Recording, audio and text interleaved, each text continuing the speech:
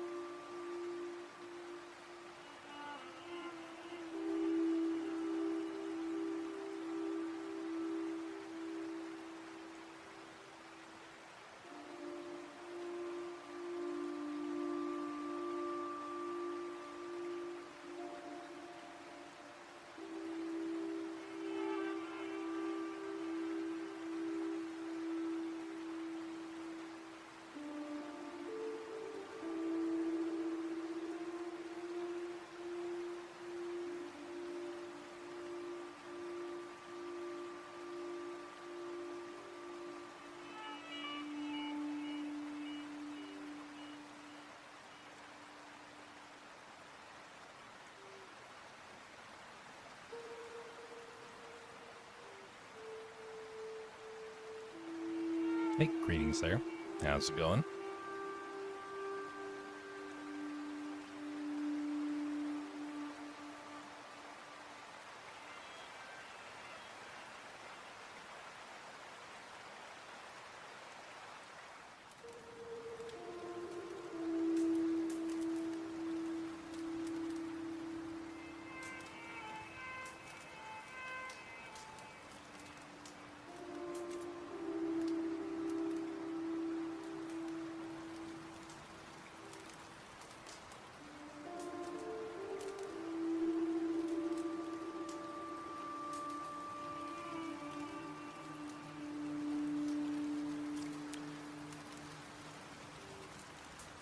Tonight we're trying to upgrade an old drawing. You're very kind. I am not a master, though. I'm definitely not a master. So this is the updated version, but this was because the previous one was just so very bad. I was rushed for this one, and so I messed up. And I'm trying to correct that now. But it takes a little while to, refine everything. The other one was rushed. I'm trying to take a little bit more time doing this. So. But I'm still trying to do it in one evening. Maybe even less than that. Either way. Much appreciated all the same. I am my own worst critic, as every artist should be their own worst critic. Because that way they keep growing.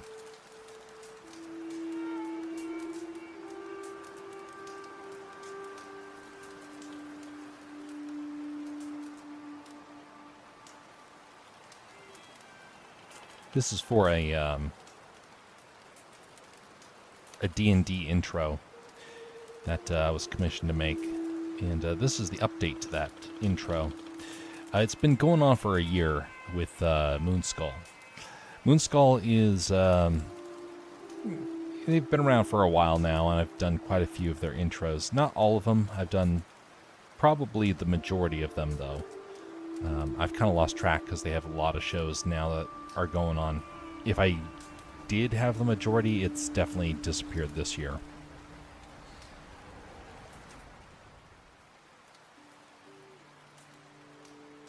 I've never played D&D.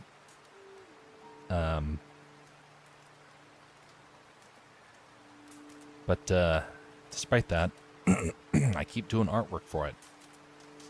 Kind of ironic how that happens.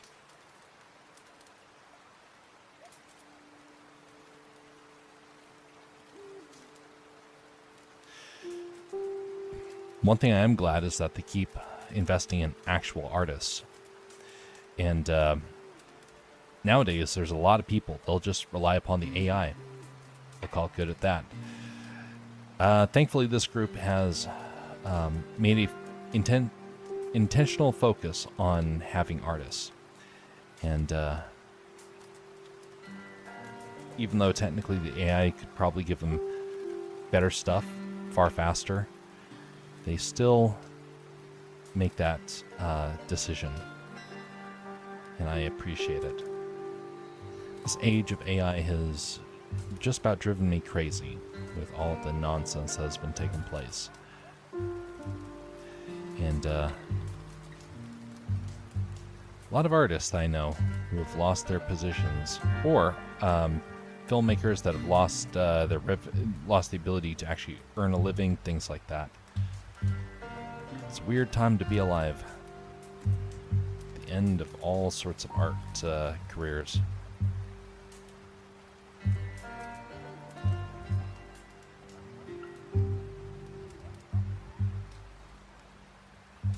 I don't touch AI for the specific reason that it would be destructive to my career and my future.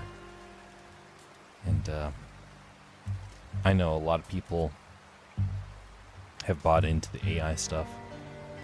I will not. I will continue to resist all the way. And the more I learn about it, the more I hate it. I thought for certain that there might be kind of an equilibrium where I would start to change my opinions. I keep doubling down a little bit more each time that I hear it. I was like, nope, there really is no in between. You're either in it or you're out of it. And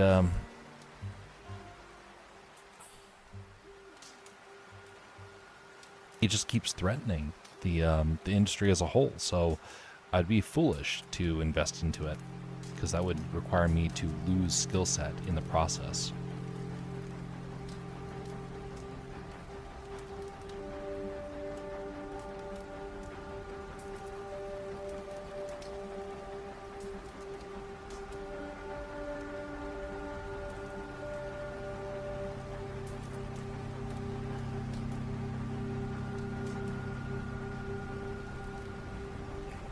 Golly. Allergies are kind of kicking me right now, so.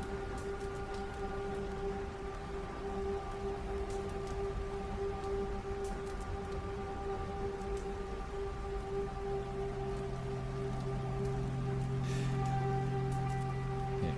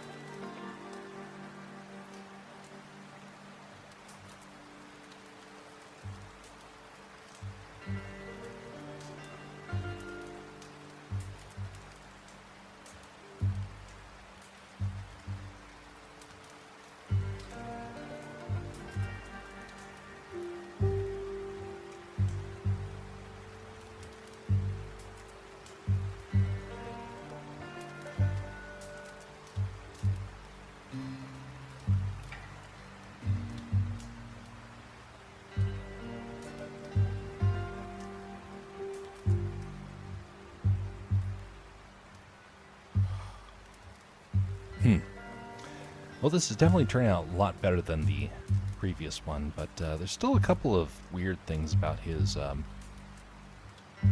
form that I can't quite figure out what's going wrong. And I think it might be just proportions. Granted, the original source drawing that I'm trying to do this based off of is not a great reference. It's pretty low resolution, and it's kind of weird looking to begin with.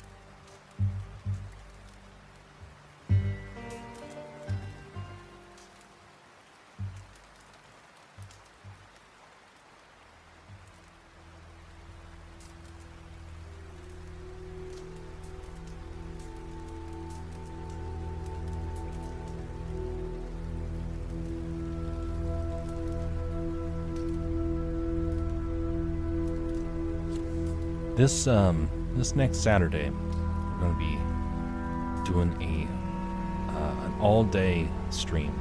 Well, all day meaning like a long amount of time in the middle of the day.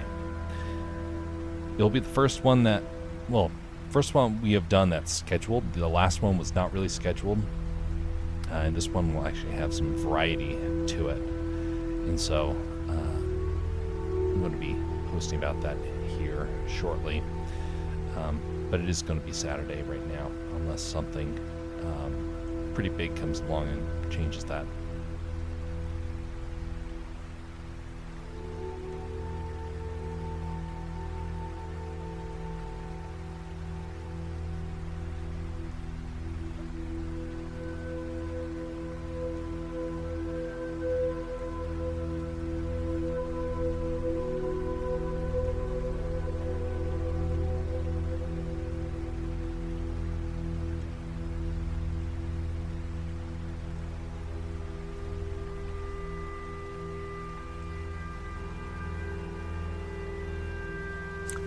Be right back. Need to go get something before we continue.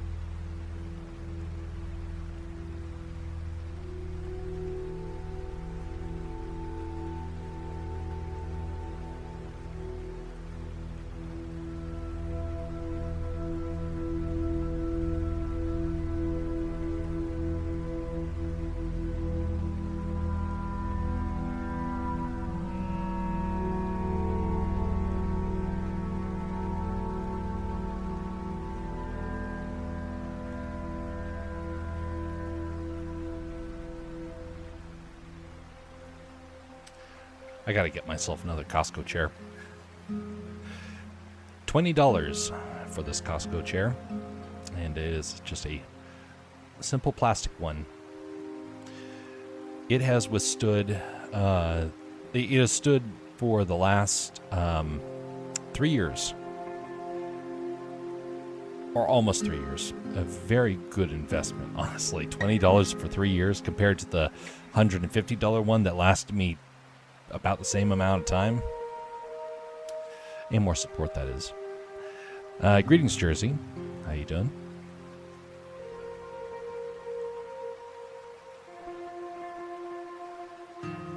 Long time no see. Yes, an entire day can be very long, can it? How is it going?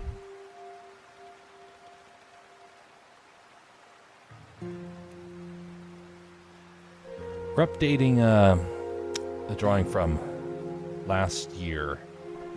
It's this one right here. A very bad drawing, and so I'm taking this opportunity to correct it. And that means that his attire is going to... Well, his look is going to change a bit. It felt like a week. You could say it kind of was a week. Because it is a different week than it was last time.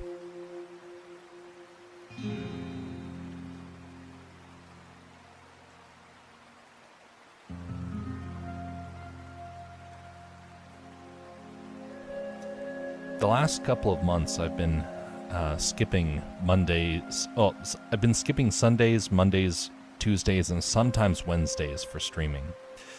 As of a while back, I started trying to bring some of those days back. And I'm not sure how much I'll be doing with it, but I definitely want to try and increase the amount that I had been doing earlier this spring.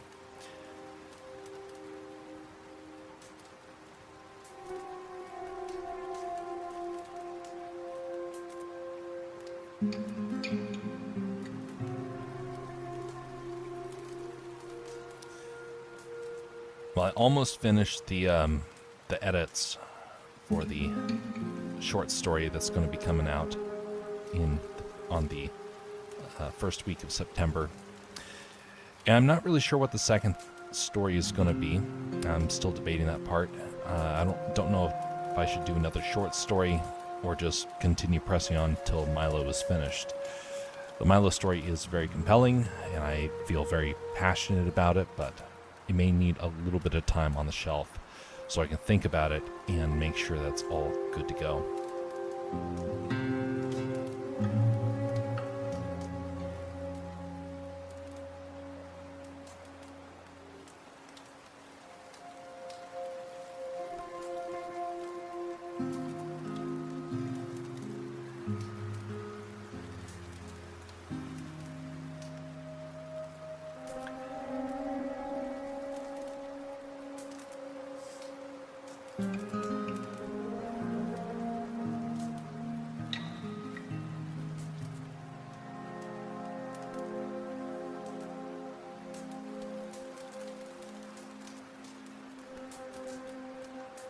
Now, I don't know if this character has actually made an appearance yet in the story.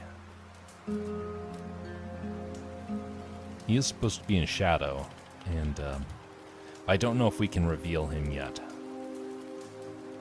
So I'm just going to take a gamble on it. I do need to do something for him to make him stand out, but this is the artwork that I have to try and make him look like. Kind of a low resolution, kind of wussy looking, honestly. So,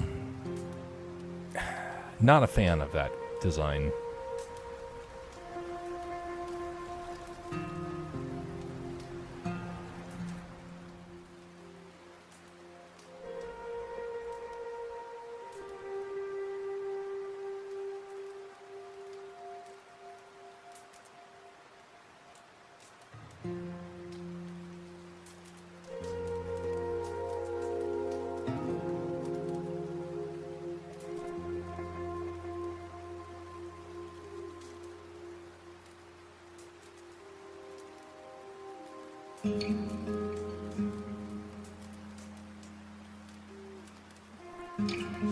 I was walking down the street earlier today,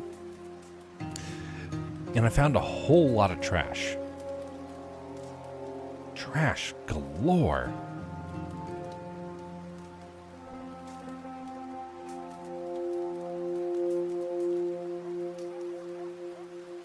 Well, I'm not, I took what I could of it this time around. Just kind of pick up the trash as you're walking. But there was just way too much. And so, typically I try and grab a little bit of trash here and there. But it's like someone drove by with a dump truck. And it was like flying out of the back or something like that. It just got littered everywhere. It's kind of ironic because Alaska's got a lot of signs warning people not to litter. Otherwise, there's some pretty steep fines for that. We have a lot of wilderness out here. And trying to help prevent the trash from building up is not just good for, aesthetics. It's good for the environment as well. And it helps to prevent bears from wanting to stay in town.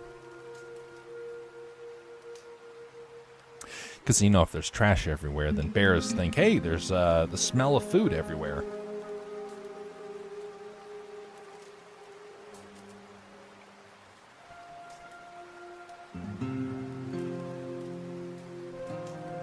So despite all those steep fines, there is so much litter. And it really does make you wonder who the litterers are. Who is it that's throwing the trash everywhere and not taking care of the area? And why?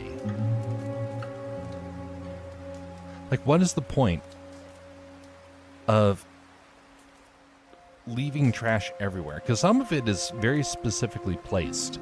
Some of it is like somebody went up and intentionally set it up in a very weird location, in a very weird position.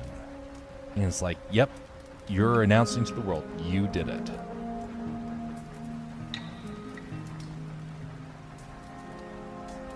So why? What possesses them to say, I don't care about this community?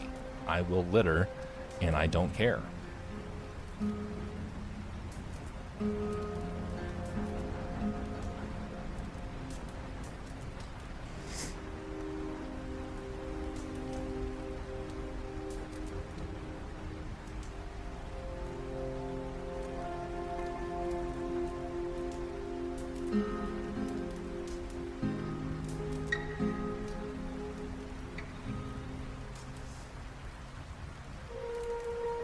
Okay.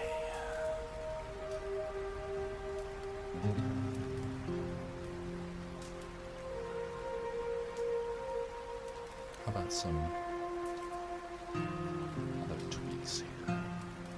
What can we do to make this guy look more intimidating without destroying the original design?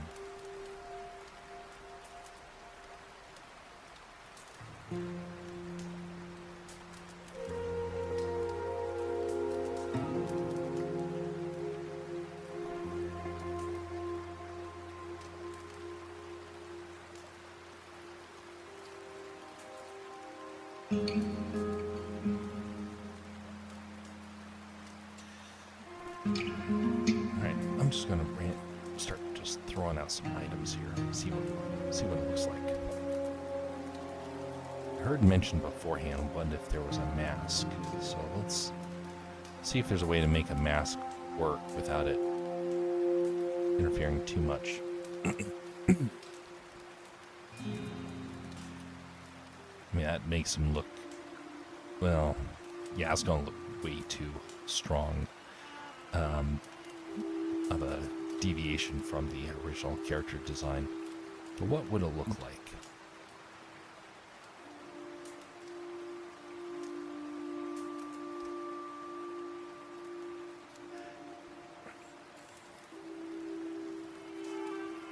Got into my morning drawing routine, and I had to look for alternative Twitch English CS Paint artists for a whole 2 days. While what a hard time it was. Okay, that makes sense. Trying to get started with that stuff can definitely be difficult. Trying to find good references online is also becoming very, very difficult. I was very lucky. I got in on the early days of YouTube. That was before all the paywalls started, and back when the thumbs up and thumbs down button actually meant something.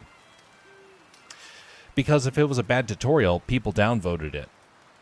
And so thus only the best tutorials were there at the front. Well, I got to figure out everything I needed from YouTube videos. And then YouTube shut down their accounts. Or they quit, or any number of things. But the big thing is that you couldn't tell what was a legitimate tutorial and what was not. It's been infuriating that YouTube did that. And it's never quite recovered.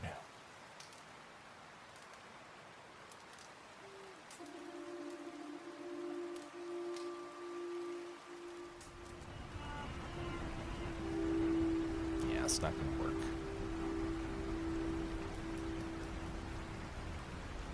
But maybe there's something else that can inspire.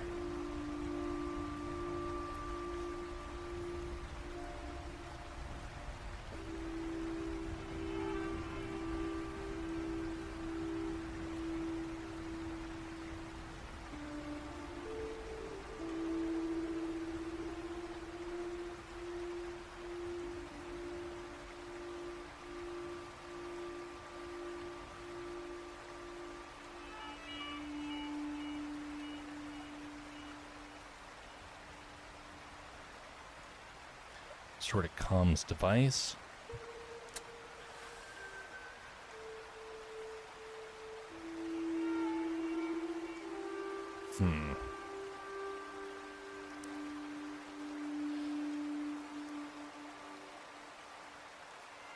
This might be a bad idea. Yeah, let's just outline the character, and come back to that later on. Because I'm still going to have to do the face anyway, without the mask.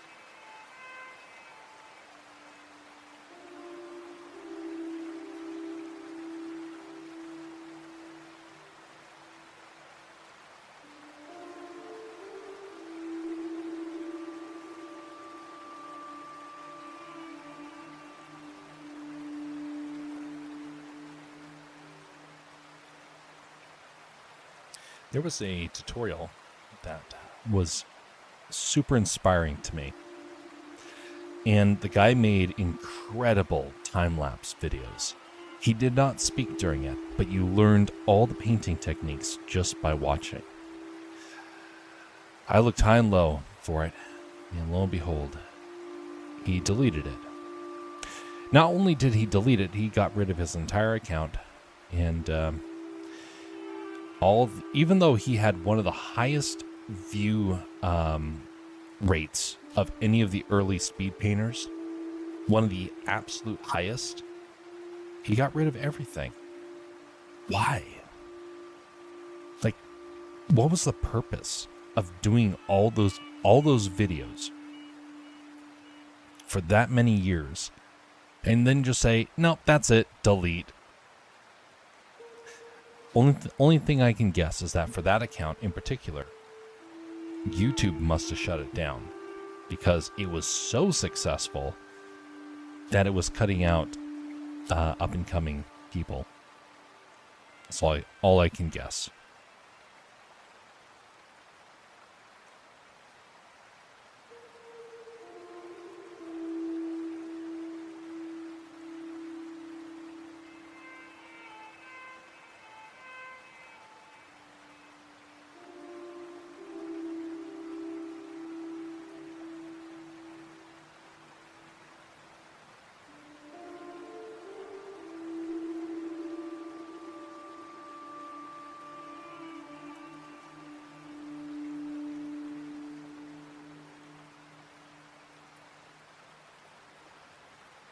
Now, I could imagine someone making a video and then thinking later on, you know what, I really should not have done that, going back and deleting it.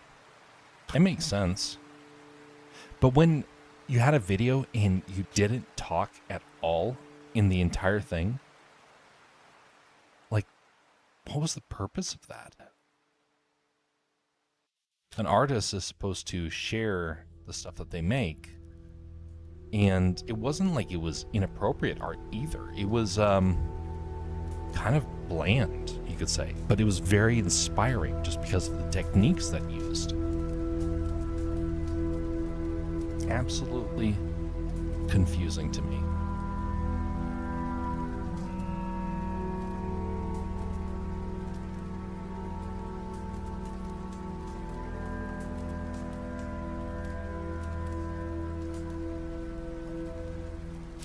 There was a guy that I did videos for, and whenever he had a falling out with somebody, he would delete all of the videos that he had done with them, even if they were wildly successful. And it's kind of silly in that sense. He was so bitter about things that went wrong that he just ended everything. I can't imagine how much revenue he lost doing that, because he was somebody that was making a fair amount of money from that stuff. Most people don't make money on YouTube. It's kind of like a lot of other streaming platforms.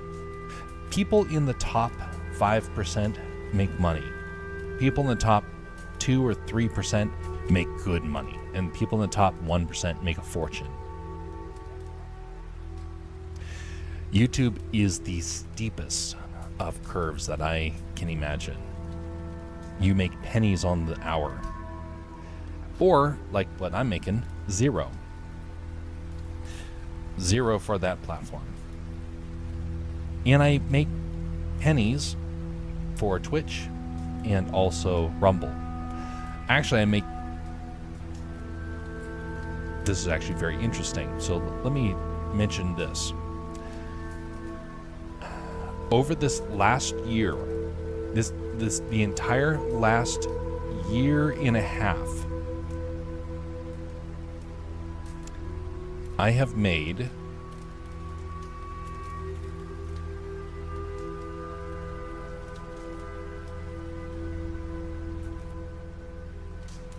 a total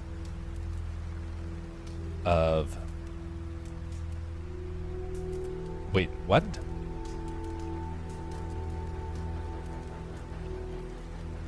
The heck?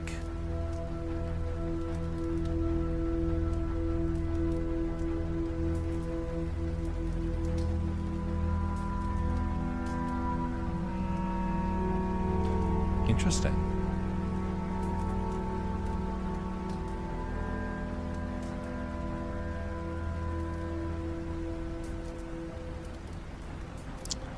So,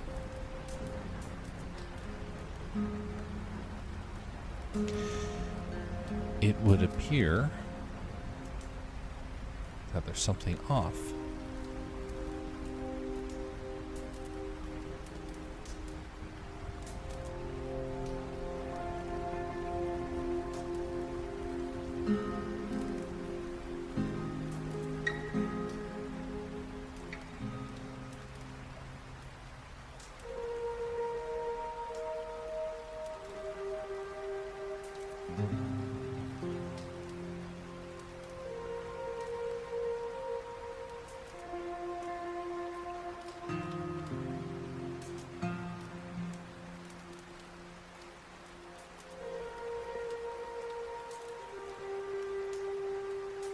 Okay.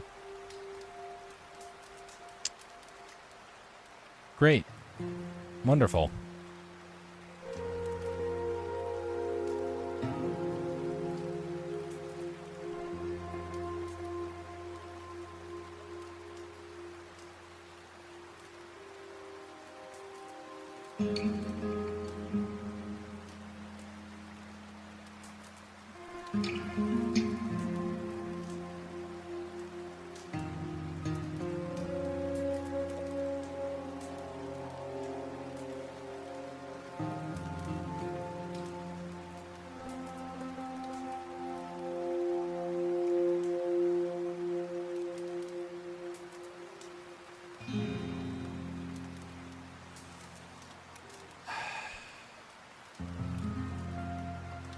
I mean, not like I was making anything to begin with, but it does seem like Twitch has taken away all the earnings over the last year and a half.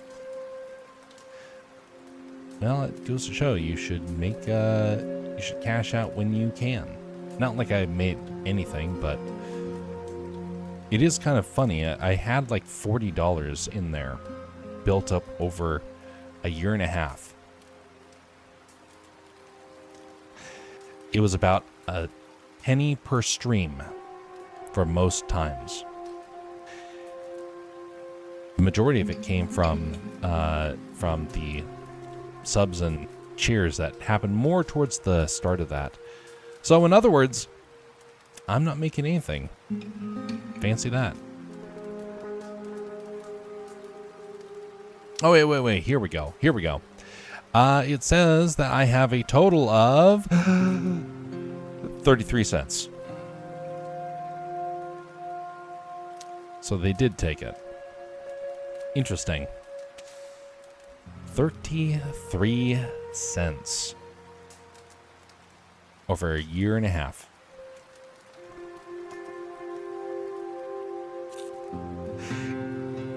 So all the Prime subs that I got over the last couple of months, 0. I get absolutely 0 of that. The only revenue I've gotten is from Turbo ads.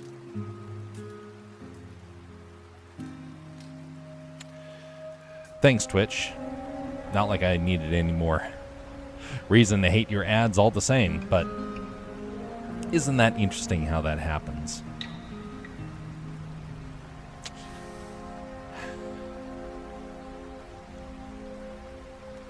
Rumble makes a lot more than that. In fact, I dare say the amount that Rumble has made over the last 6 months is $60. And nobody watches on the Rumble side. Or just about nobody. I think it's mostly bots.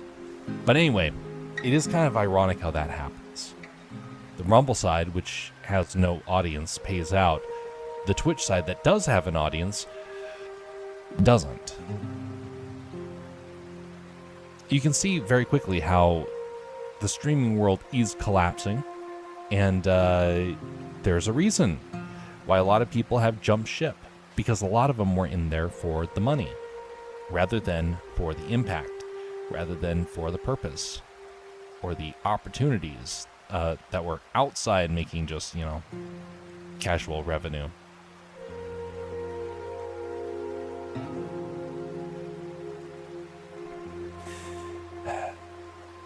You do it mostly for fun anyway, so it doesn't matter precisely. Well, I don't do it for the fun necessarily. I mean, it is enjoyable. I do it because, honestly, I mentioned this the other day, but my apartment that I have is very quiet. And it's like, what are you going to do with your evenings? You can either game your days away, or you can try and be productive. And by streaming, it helps to prompt you to be productive. So yeah, I don't do it for the money. I do it for this. You're not streaming on YouTube, by the way. What the? Oh, yeah. That's because I'm actually on a different area. So I've not been streaming over here for a while.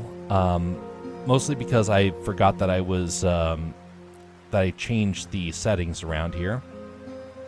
Stand by just a second. I'm actually over on Castercraft. Castercraft is the one that I primarily focus on for art animation, and for the last month, I kind of was experimenting with putting it onto the Alaska Man Jeff channel. Typically, I do this stuff on Castercraft because I want the art to kind of be, focused in the art area. And back a couple of years ago, YouTube really was pushing to try and make the whole concept of that. You had to have a channel that either was live streams or videos or art or gaming, and so I had to split up the streams, and it has not necessarily benefited one way or the other. So I just kind of like, okay, fine, we'll just bounce back and forth, see what happens. That's why. So it's Castercraft on YouTube, and it's also Castercraft on Rumble. Castercraft is still my dream project to try and make it work. I have no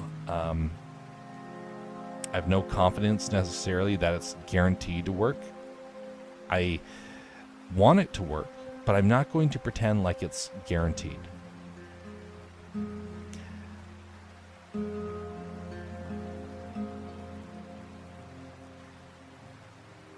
Something to remember. And now this is something that I think it's important for people to think about when they're getting into the streaming world.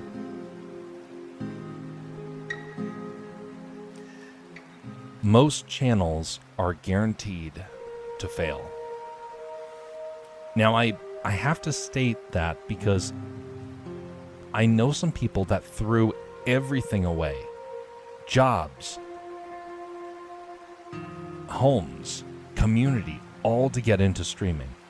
They threw it all away. They bought as much as they could for their fancy gear. They paid for art. They created overlays. I just build it all myself. I don't need somebody else to do it for me. Now, it wouldn't hurt if I got some help with it, and I have had some folks that have helped out in the past for certain things here and there. Not a whole lot, but I have had people do that. But these people will invest a fortune into this stuff, and it doesn't pan out. And then they get discouraged. They're like, but I did everything right. Yes. But just because you did everything right in terms of streaming doesn't mean it was actually going to work anyway. You have to have a personality that is like a magnet. You have to spend a fortune just to promote yourself. That's the other big thing. People don't think about that. You have to pay to get anywhere. You have to play the algorithm. And that does not go so well.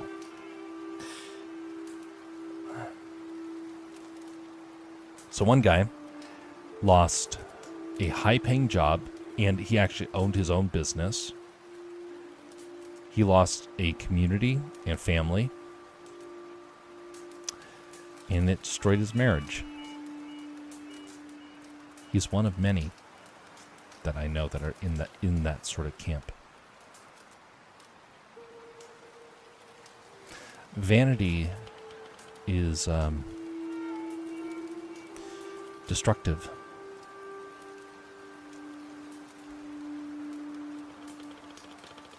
I do feel sorry for him. I hope that he stabilizes one day. Same with everyone else.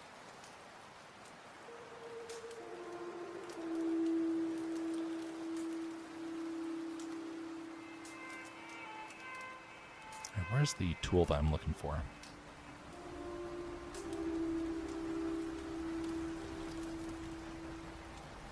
I can't do the mesh transform. Why? Well, no need to try and study that right now. I'll just erase that and then do it again. The arc. There we go. And by doing that, yeah, basically the same thing. It was just supposed to be a slight change anyway.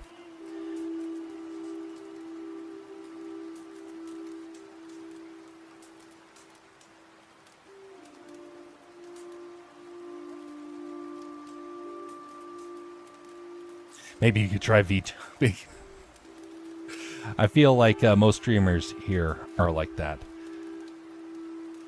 You're going to see the VTubing area start to crash. A lot of people in the VTubing space do it to try and conceal themselves. That's the main reason why they do it. That way they can feel safe. I don't need to do that because I'm in a state that most people cannot get to. And what's more, this is a no-nonsense state. People that come up here don't do so to try and cause problems.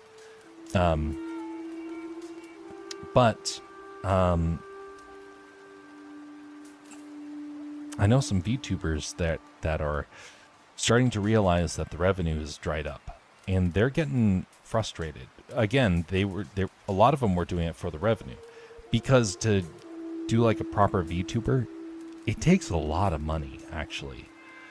I couldn't make a VTuber rig, honestly. But what would that do for me? Nothing. Could you imagine the how these streams would look with something like that? It'd be so absolutely pointless. Except in one occasion. That'd be for when Mr. Milo comes by to be able to interact with everybody. That could have actually been interesting. But even so, I had already kind of a character for that, and I didn't have any problems with it.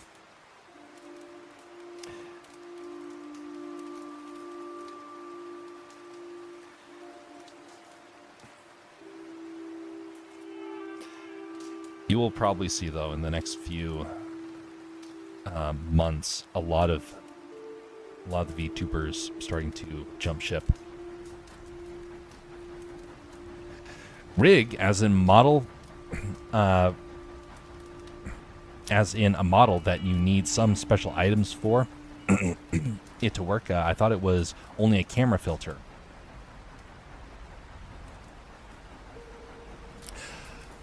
Kind of.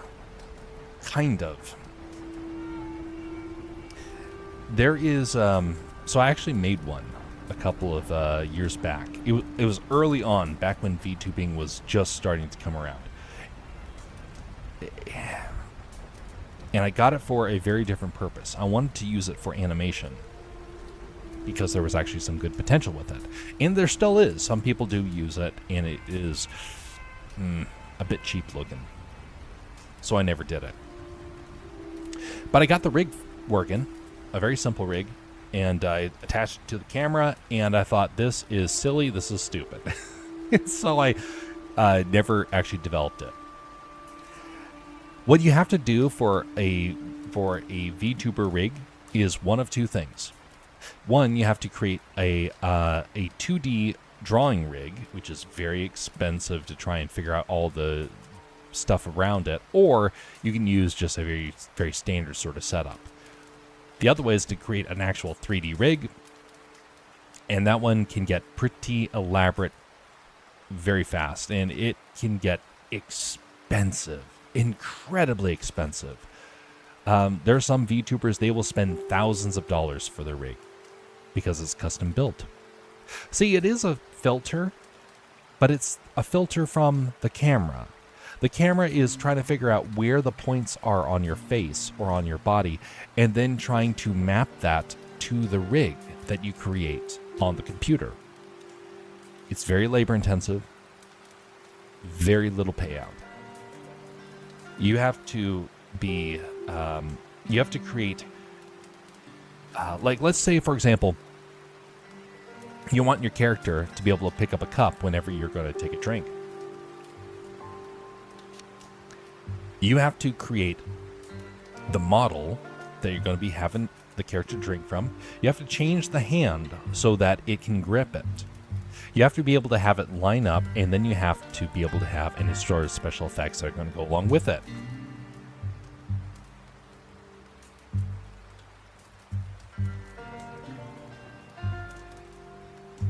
So it's just a program in a 3D model. Pretty much. Typically, people use Adobe, what is it? I want to say it's Adobe,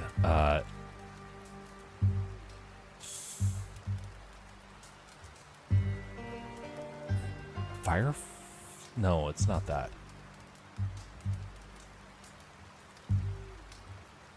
Charlie, what is the name of that?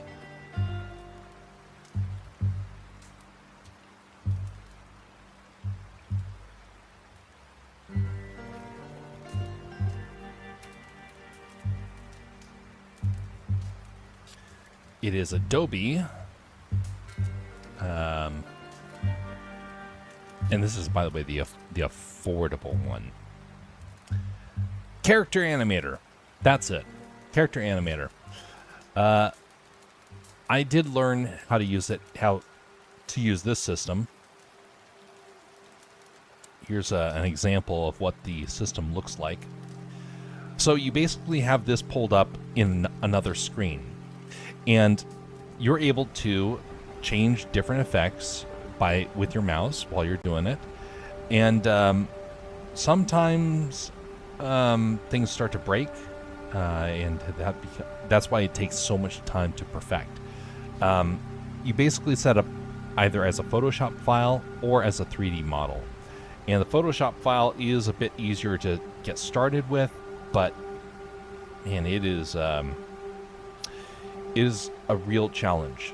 And if you were to make a actual high quality VTuber rig, you could get paid a fair amount of money, but you have to give it to the right people, and unfortunately that also comes with a lot of problems, because right now the VTuber world is getting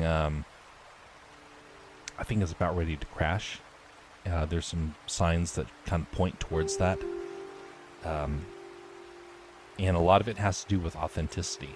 There's some pretty sketchy people that have been using it and deceiving folks with it. One of the biggest reasons why people have gotten frustrated with it is some of the VTubers,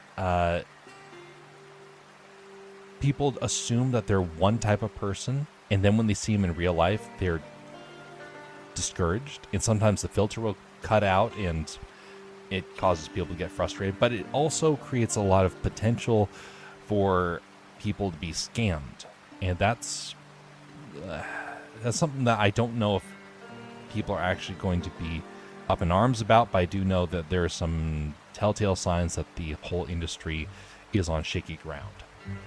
Time will tell if it really is or not. Same people going around it by using VR headsets. Oh yeah. Yeah, there's some stuff with VR headsets that's pretty complex. You can get some high quality stuff with that.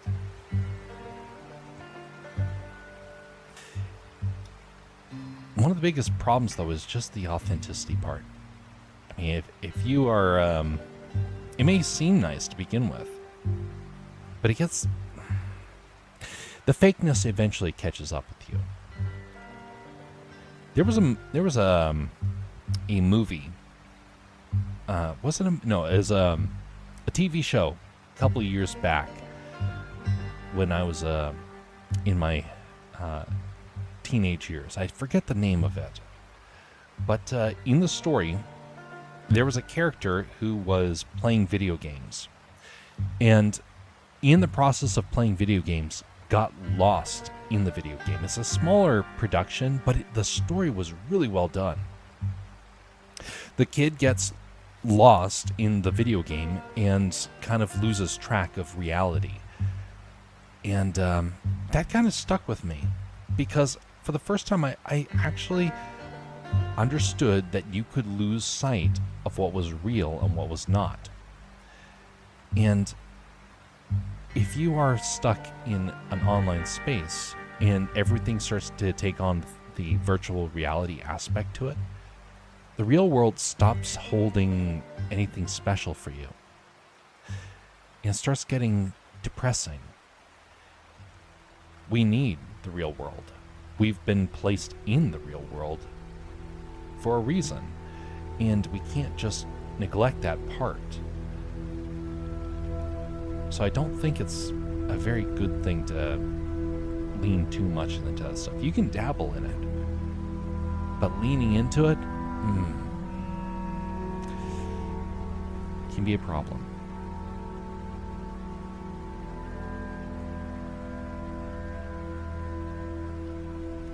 It kind of goes back to something I remember hearing about an endless fantasy.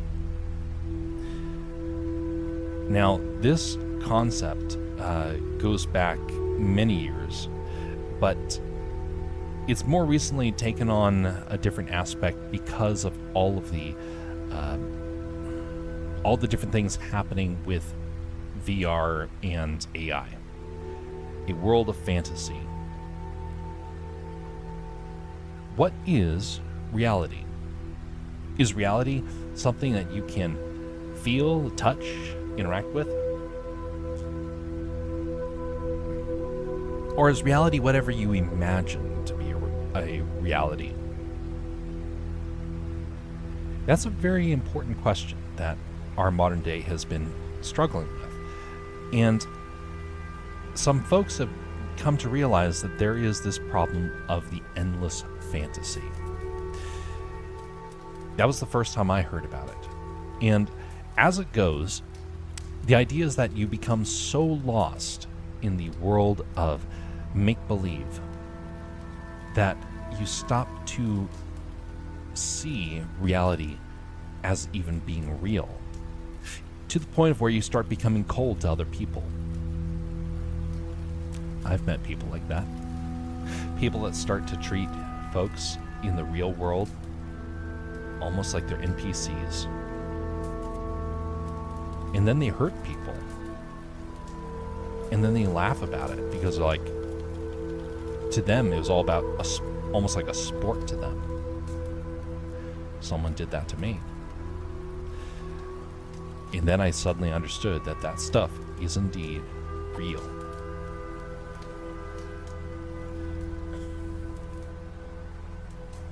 If you are so lost in the make-believe that you end up hurting someone, that's a good indicator that you've invested way too much time into the make-believe.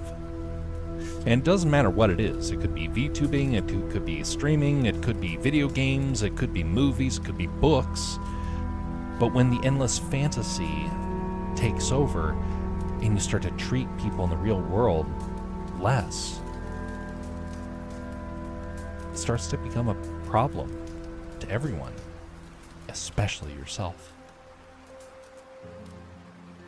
I wish I had a VR headset, but when I had to pick between that and a tablet, since we can only afford one, I went with a tablet. No regrets. Yeah, that's a good way to see it. Have you ever tried a VR headset? They cause well, for me, they cause immense headaches. Like, I can wear it for 30 seconds, and my head will start to ache. Something fierce. And I couldn't figure out what it was. And then I realized, because the VR is the frame rate and the perspective is just off enough that your brain gets kicked into overdrive. And so it's like you just had a stressful event and your brain got kicked into hyperdrive, and then it's tired, it's worn out, and it is disoriented. It's trying to compensate for what it's seeing and realizing your other senses don't match it. Never even seen one. We had some samples that I've gotten to try at different stages of my life. I got to see one of the first VR headsets that the common man was going to get to see, and I got to try one on. And I had problems then, still have problems now.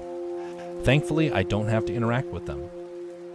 And even if someone were to gift me one, I'd have to reject it, because my head hurts so much from putting it on. In fact, somebody lent me one a couple of years back. He was like, "Hey, this is great, you're going to love it." And he let me borrow it for a couple of months. I tried to get it to work, and I could never even get it to plug into my PC. And then it wasn't until afterwards that I realized, when I was able to actually try it on someone else's machine, that I realized it's not working. And so I reject it entirely.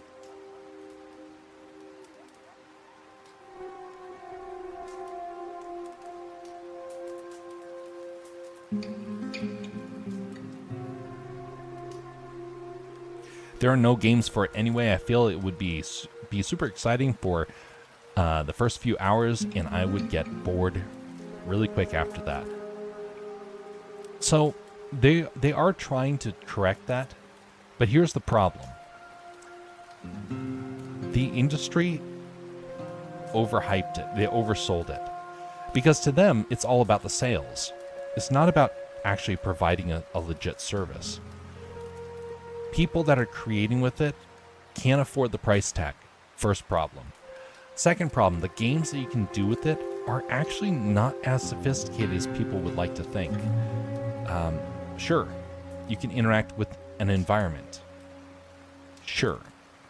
You can be able to play like first-person shooters and it feels a lot more real. Sure.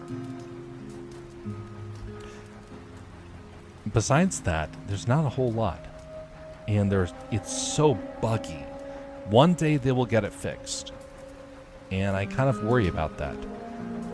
The Matrix warned us what it would be like for people to become disconnected from the real world. And they kind of left it on a cliffhanger. They didn't really address if it was good or bad in the end. Although you can kind of get the feeling that, for the most part, it was bad. Now, I completely believe that AI and getting sucked into a VR world would be bad. But I see the draw. For a lot of people, that's exciting. It's affordable compared to a lot of other things. If you could go to Disneyland and get to ride on all the fancy attractions, which, by the way, I have because I worked at Disney, and so I got to go around the parks, and it is a blast. But you know what? Joy and pleasure are fleeting. And eventually reality catches up with you, even in a place like that. VR, if someone's like, hey, I want to go to a place like Disney, but I can't, and then they're like, hey, wait, I can be able to put on a VR headset, get into a simulator, and I'm saying like in the future, and be able to experience that sort of event without actually going, sure, I mean, that may be fun. You may have all sorts of fun with your friends. But if it becomes your whole world doing stuff like that, then the real world starts to suffer. And then when you eventually are forced to have to take off the glasses, take off the suit or whatnot, you're going to be left with a deep, dark depression. There are people in Japan in the early 2000s that ended up having horrible ends as a result to that. They got lost in the world of their Nintendo or their PlayStation, and their world became boring by comparison. And it disheartens you, and eventually it breaks you. That's why you have to embrace reality. Even if you enjoy that sort of stuff, still embrace reality, because eventually reality is going to have to come back to you, and you're going to have to re-engage it. Can't wait for AI generated games to fill the gap. Well, that's assuming the AI generated games actually work. And there's some good reason to believe that they probably won't. I mentioned this last time, but a lot of the games actually come from GitHub. So that means they're not actually games that are made by the AI.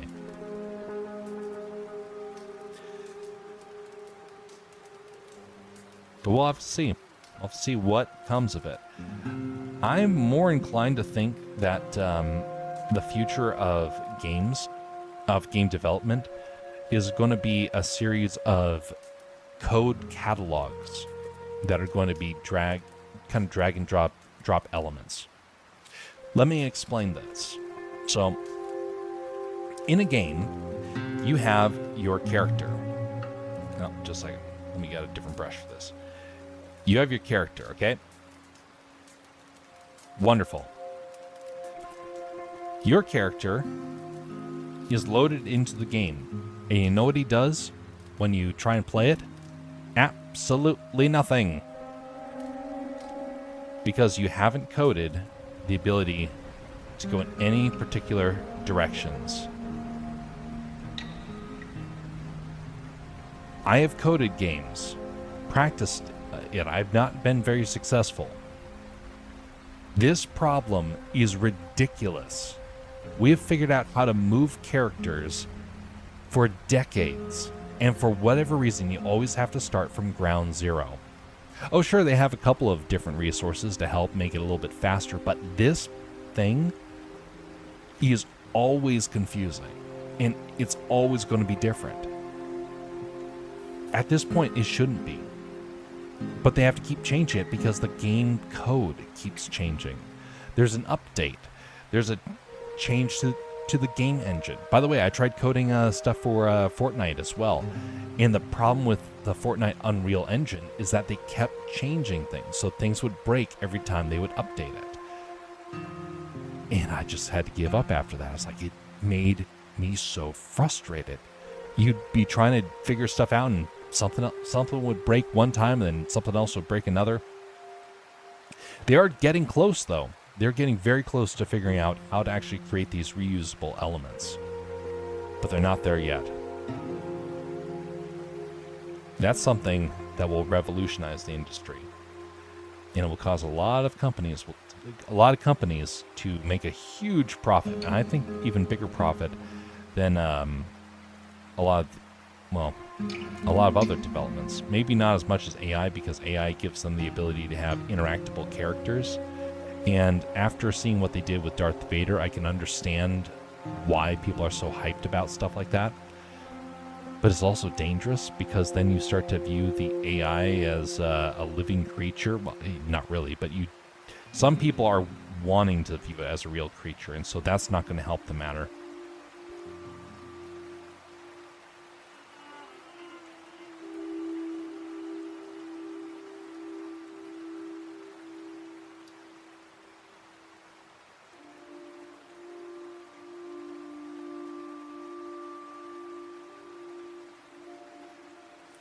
There's a couple of VR games that I've seen people really trying to promote.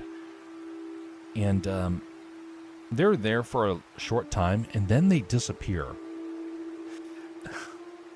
And then, like, for almost a decade, it felt like, okay, maybe half a decade, they were always promoting Beat Sabers. Every VR thing. Oh, look, you can do Beat Sabers. That thing came out early on, and they've never figured out, like, a good alternative to it. They could be doing VR golf. They could be, which they do have, it's just not very good. They could be doing VR racing, VR pilot simulators. But everything's just so clunky. That's the real thing. It's clunky. It's unstable. It just looks bad. Just completely trashy. I saw a VR game of a VR combat game, and the graphics looked like it was out of the 90s. In fact, it looked worse because they couldn't even load in the textures properly. Like, old games were so much better at that.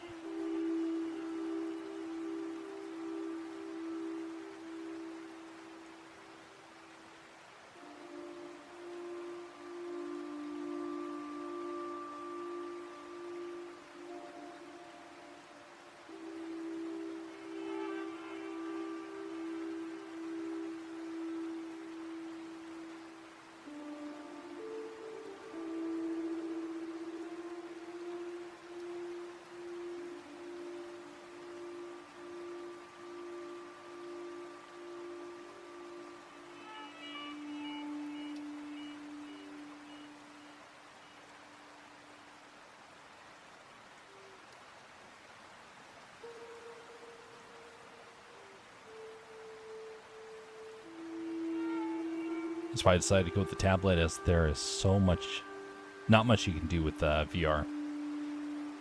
Yep, and the people that invest in it will love to brag that there's so many cool things that you can do with it.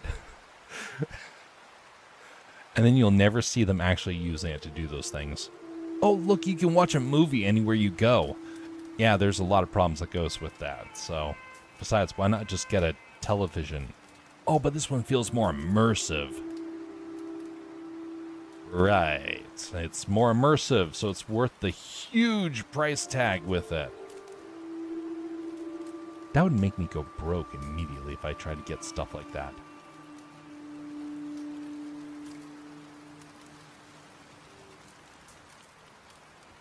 I'll tell you what, you save a lot of money if you don't give in to hype.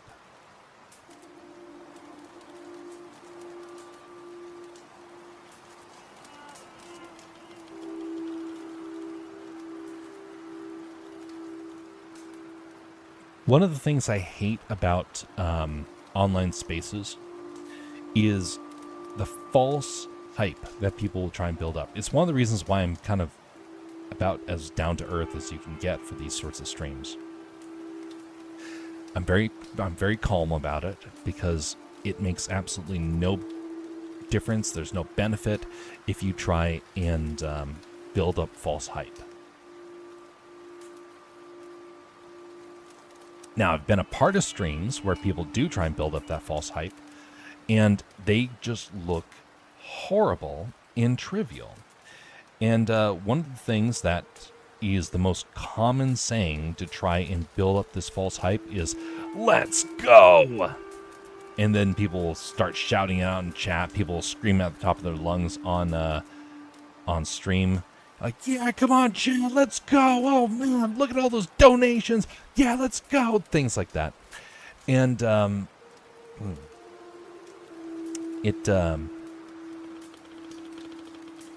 it always is about trying to trick people into giving. It's one of the reasons why there's hype trains. It's all designed to try and get people to be loose with their money. I'd rather people be frugal with their money, be wise with their money. It's not something you hear people teaching you these days. Hey, you don't need to buy that. Avoid it. Save the money. Use it for something more meaningful. Don't give in to hype. Don't waste what you have. Also, don't hide it. Don't conceal it. Use it for what good you can.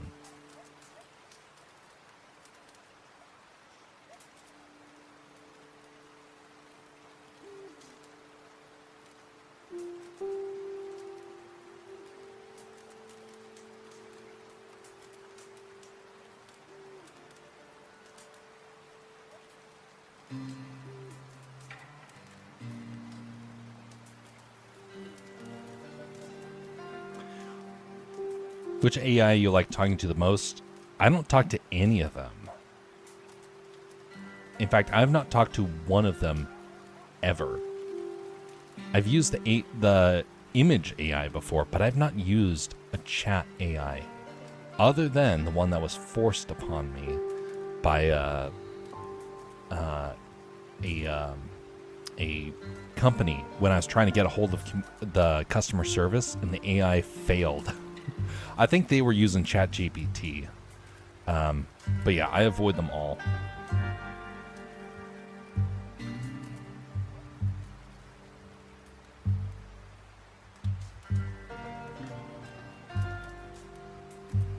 All of them are chat AI. Yep. But the only one the only one that I had to use was the one that was forced upon me.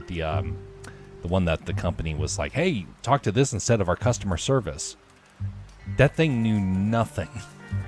I fought with it for an hour and a half, trying to get it to understand my problem. And finally, it finally allowed me to talk to somebody at the company. The guy solved it within 5 minutes. No kidding. 5 minutes, my problem was solved. After an hour and a half talking with a chatbot. Experience can't be understated. That guy knew what he was doing, and that AI did not. I do realize that a lot of people are going to be using that stuff regardless. All I can say is to always just be careful. Use your brain first and foremost. Don't allow the machine to replace that ever. Actually, I heard somebody talk about that recently.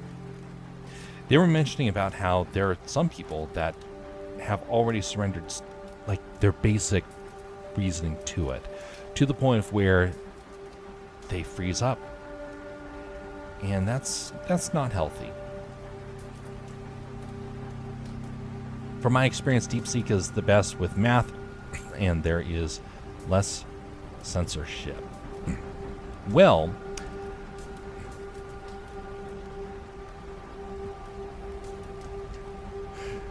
there's some hilarious videos on YouTube. So while I don't use it, I do know it's hilarious what they have gotten DeepSeek to do.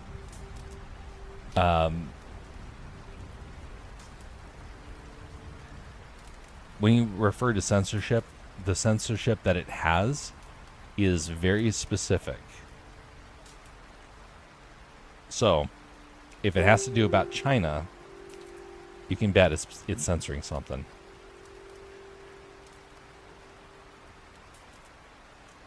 China Show, a good way to be able to learn about that. Love to be a cyborg.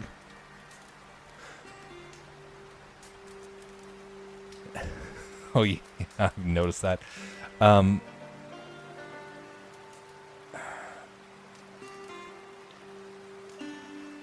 It's more free in all other areas. I get careful about everything. And this doesn't go for just DeepSeek. This goes for every last one of them. And this goes for anything on the web as well, because the web has kind of become like the algorithm has become like an AI in that sense. I think they're kind of one and the same for the most part. You always want to have common sense kind of leading the way. So it doesn't matter what sort of platform you're using, what sort of tool, always maintain that critical thinking. Because critical thinking is the one thing that big companies or AIs don't want you to do.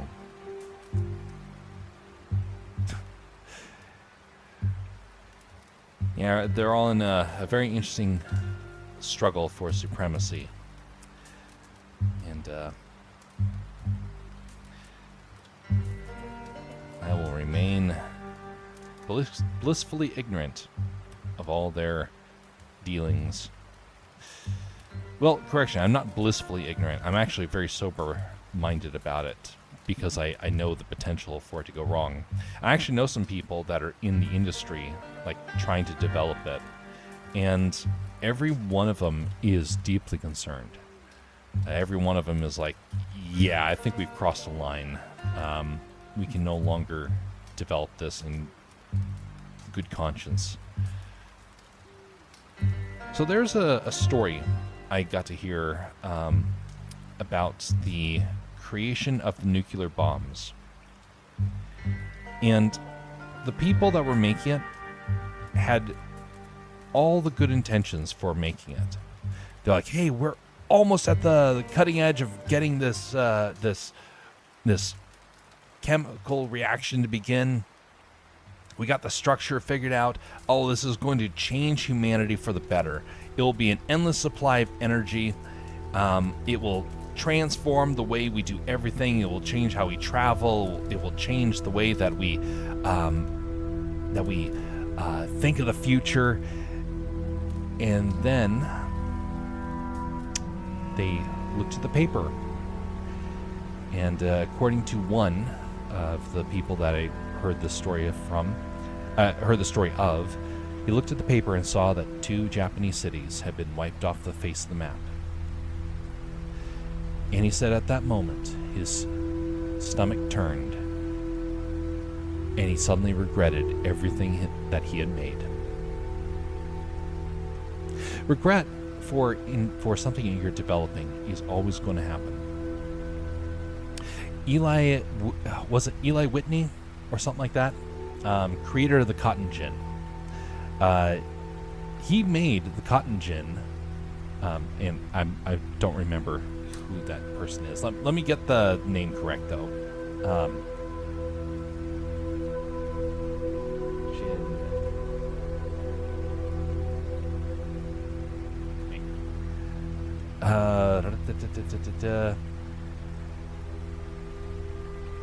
Cotton gin. Eli Whitney, so I was correct. Okay, I remember my history. Good. So the cotton gin was made back in the days of the just before the American Civil War. He was walking in a cotton field, and he saw the slaves that were working there trying to get the cotton seeds out, and their fingers were all bloody. And so they would have all the cotton, and then there'd just be this big red mess from all the blood.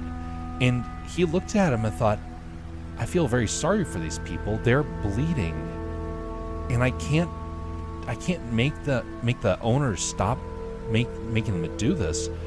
You know what I'll do? I'll create a machine so that their fingers stop bleeding. And so he made a device to get the cotton seeds out.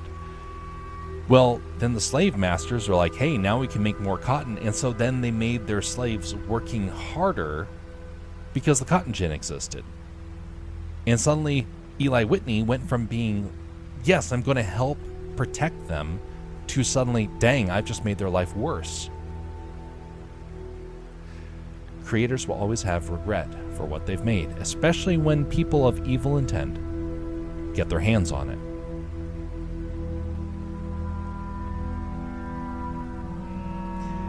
No wars for 80 years, all thanks to nukes?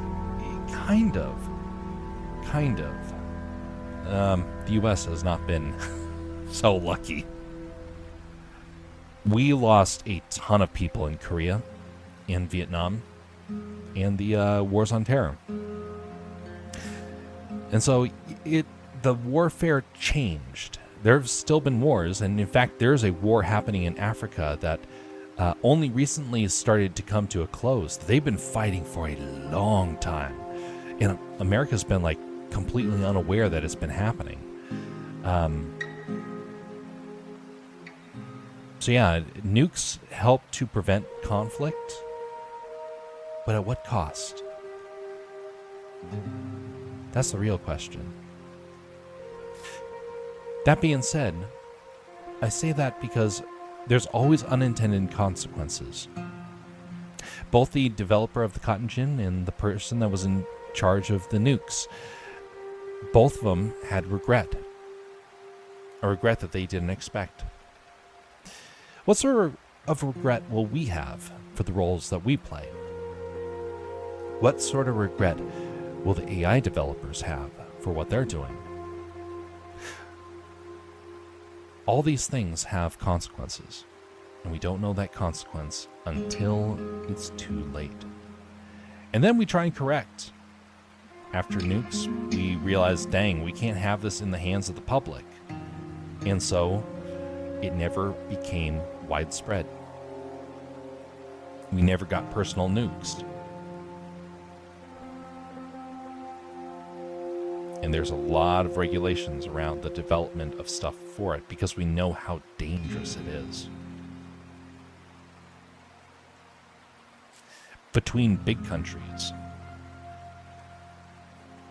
Now there's some truth in that, but I want you to also think about other wars in history.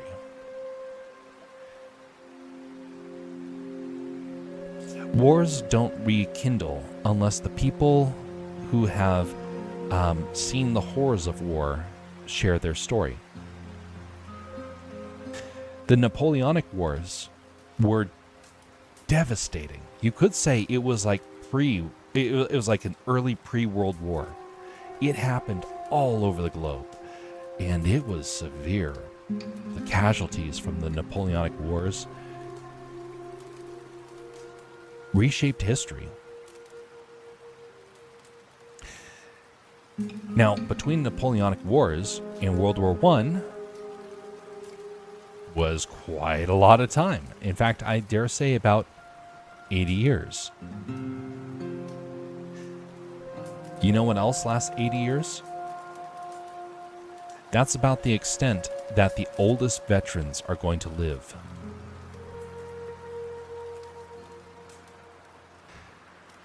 Your nation will maintain peace as long as its veterans are there to tell about the horrors. That's my theory.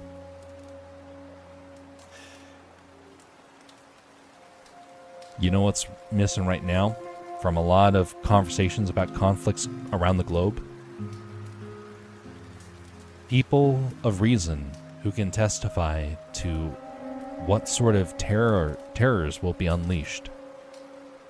No one to restrain the hand. Youth are the muscle of a nation.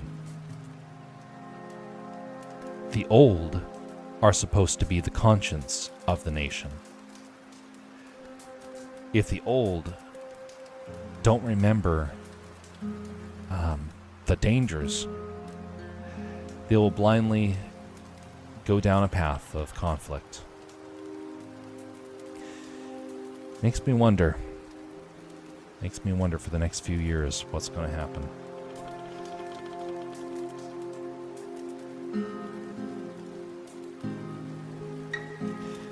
By the way, that's one of the reasons why the world is concerned about China. You know, China has openly declared war on many nations. They openly are trying to position themselves, but they won't actually start an all-out conflict. They're trying to sink ships in the off the Philippine coast. They are bleeding the ocean bare in the Atlantic and the Eastern Pacific. They're positioning and they're building up their military faster than anybody, just about anyone else in history. It is massive. Now, granted, the U.S. is still bigger, and we're a lot more, despite what a lot of people in this world like to think, we're a lot more restrained than other nations in history. Partially because of our ethics. We don't want to be tyrants. Now, there are people in our nation that do want to be tyrants, but for the most part, the American people don't have an interest in doing that. I would dare say the American people are a little too isolationist. And so thus problems grow without them wanting to interfere. China, on the other hand, is a very different nation. They've never actually been in conflict, but they love to saber rattle. It's a weird time to be in. It's like we're on the verge of conflict, but no one wants to actually go down that path, thankfully. But every year, with the more that the rhetoric changes, the closer we get.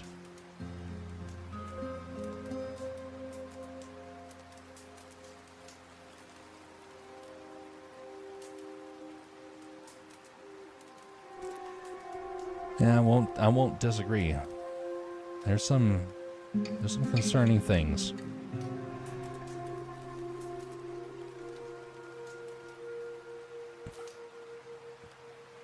I don't care about getting demonetized. Remember, I'm not making any money anyway. But I will say this.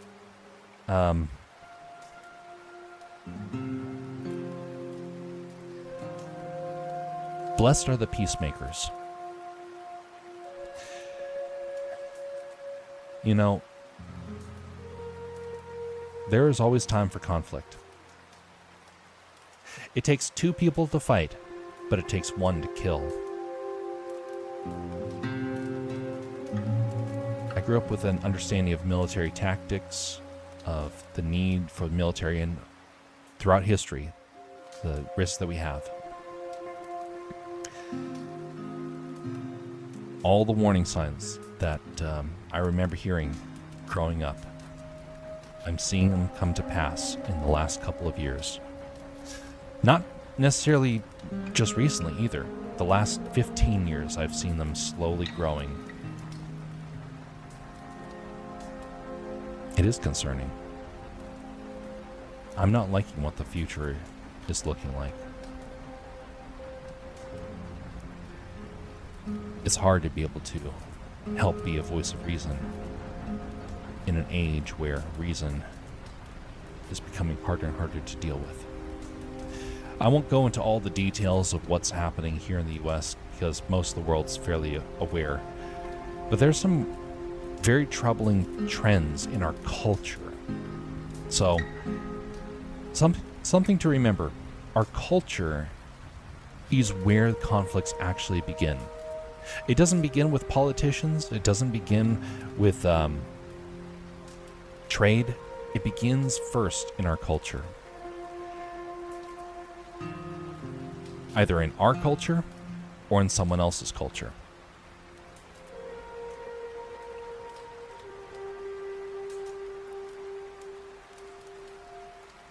Well, there's enough frustration, there's enough changes that have happened in our cultures that makes me very, very concerned for the future. I don't know what it will hold, but it does look more and more like there is conflict coming. And you could say the things happening in Russia and Ukraine are kind of like an introduction to it. I don't believe that's the major conflict. I believe there's another bigger conflict that's coming. And so that's why I want very much for things to be resolved. Because I have a bad feeling like we're not ready for that follow-up conflict, whatever it is, or wherever it happens. How can you live in peace if you are, if the enemy is at your door? Or somebody that you call a friend who then turns around and stabs you in the back. It's important to try and figure out how to find that balance. You want to be caring, you want to be open, but you also want to be guarded, because you never know what will happen. It's kind of like if I walked out into the wilderness right now. If I come across a bear, I have no problem. Bear is probably not going to cause me any issues. If the bear is hungry, though, I better be having some sort of weapon to protect myself. Not because I want to hurt the bear. I would rather be at peace with the bear. But the bear might not want to be at peace with me.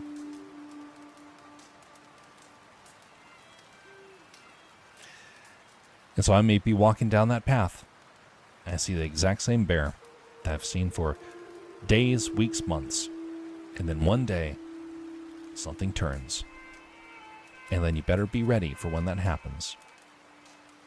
What concerns me is that in our culture, rather than have the firearm ready for when you go out to go on your hike with the wild animal,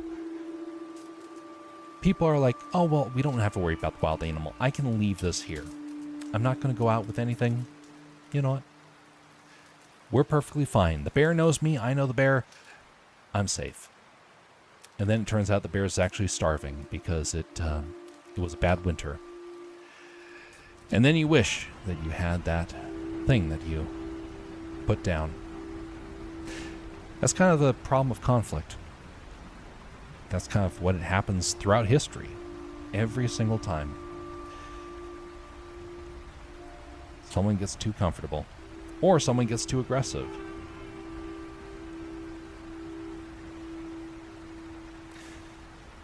It is an interesting field to study. One culture for the whole world, a universal one. You know, a lot of people do wish that. Now, not everyone, though. See, there's a reason why the world is split. There's a reason why things struggle. Have you ever seen an anthill and thought, you know what, I wonder what would happen if I took a shovel of that anthill and went over and dumped it on another? Now, a lot of people have actually tried that. They go over, they find an anthill, and they're like, they scoop up a whole bunch of it, go over, and dump it on top of the other anthill. And you know what happens? The ants will fight to the death. And sometimes they will actually spread their war to the other colony, and one will be destroyed. If you have two animals, two alphas in an area, they may have come from the same family, but eventually they will start to become rivals, and they will start to tussle and fight for territory. Now, they don't usually kill one another, but many times they will injure each other to the point of where they have to suffer with it forevermore. The world is made with an understanding that there has to be tension and, yes, conflict to keep bad people at bay, and also to keep good people strong. It's a necessary part of life, you could say. Nature has been doing it for a long time, and humanity has been doing it ever since we first learned how to use stones.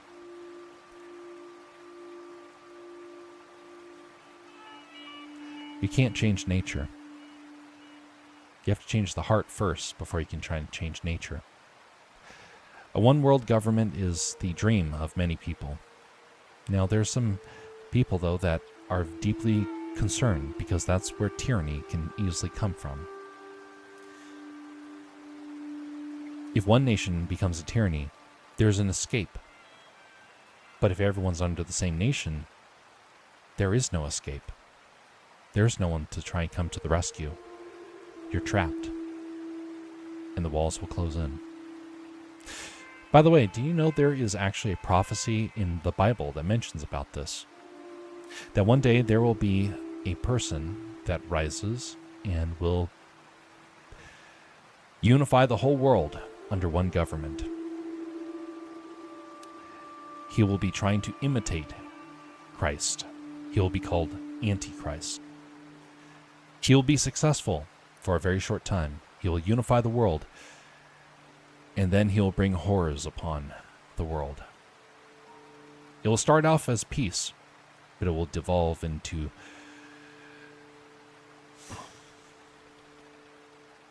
a catastrophe. I do believe that prophecy. I do believe it. A lot of people do, and for people that read the scriptures, it is a warning that what happens when mankind tries to do what only God can do. So sure, the fantasy of a one world government may sound great, but in reality, when it finally does arrive, and it will be a very short-lived joy, and the whole world will reap the consequences. Interesting things to think about. I don't think I've ever even seen a gun in my life. Maybe on a policeman. I do realize some nations don't have it. And I don't necessarily think that necessarily guns are a must-have for every nation. I do understand that. There's been nations that have banned weapons before, and they've been just fine throughout history. America's a little bit tougher for that one. We have had a lot of people try and hurt us over the years, and so it's whether it's animals, whether it's ourselves, or whether it's foreign nations. And so we have to have that culture just for our own survival in that sense. It has worked out for us, but there's a lot of people that think that time no longer exists. Although, based upon our inner cities, I beg to differ. But Japan, they banned swords for a time, for example. It worked. Not for very long, but it worked. But he used an air gun. That's the name in English. Yeah. An air compressor or something like that. Oh, never mind. I've seen some in World War II Museum, I think. I don't think we have much wildlife or anything. Yeah, your wildlife has kind of been eradicated over in Europe. We have a few bears and wolves in the mountains, but I was told to not be afraid of them. So there is a reason why you don't have to be afraid of them. And actually, this is a very interesting thing, and one that actually is kind of a must-know for people that have wildlife in their area. Now, this is actually a very important bit of information, so be forewarned. This is something a lot of people are forgetting, and people are getting hurt.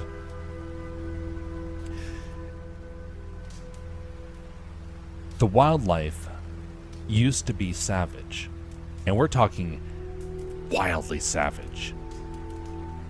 There were some times where you'd come across a pack of wolves, and the pack of wolves would sense one of their pack members was weak, and they wouldn't just cast it aside. They would, as observers would say, tear their brethren to shreds,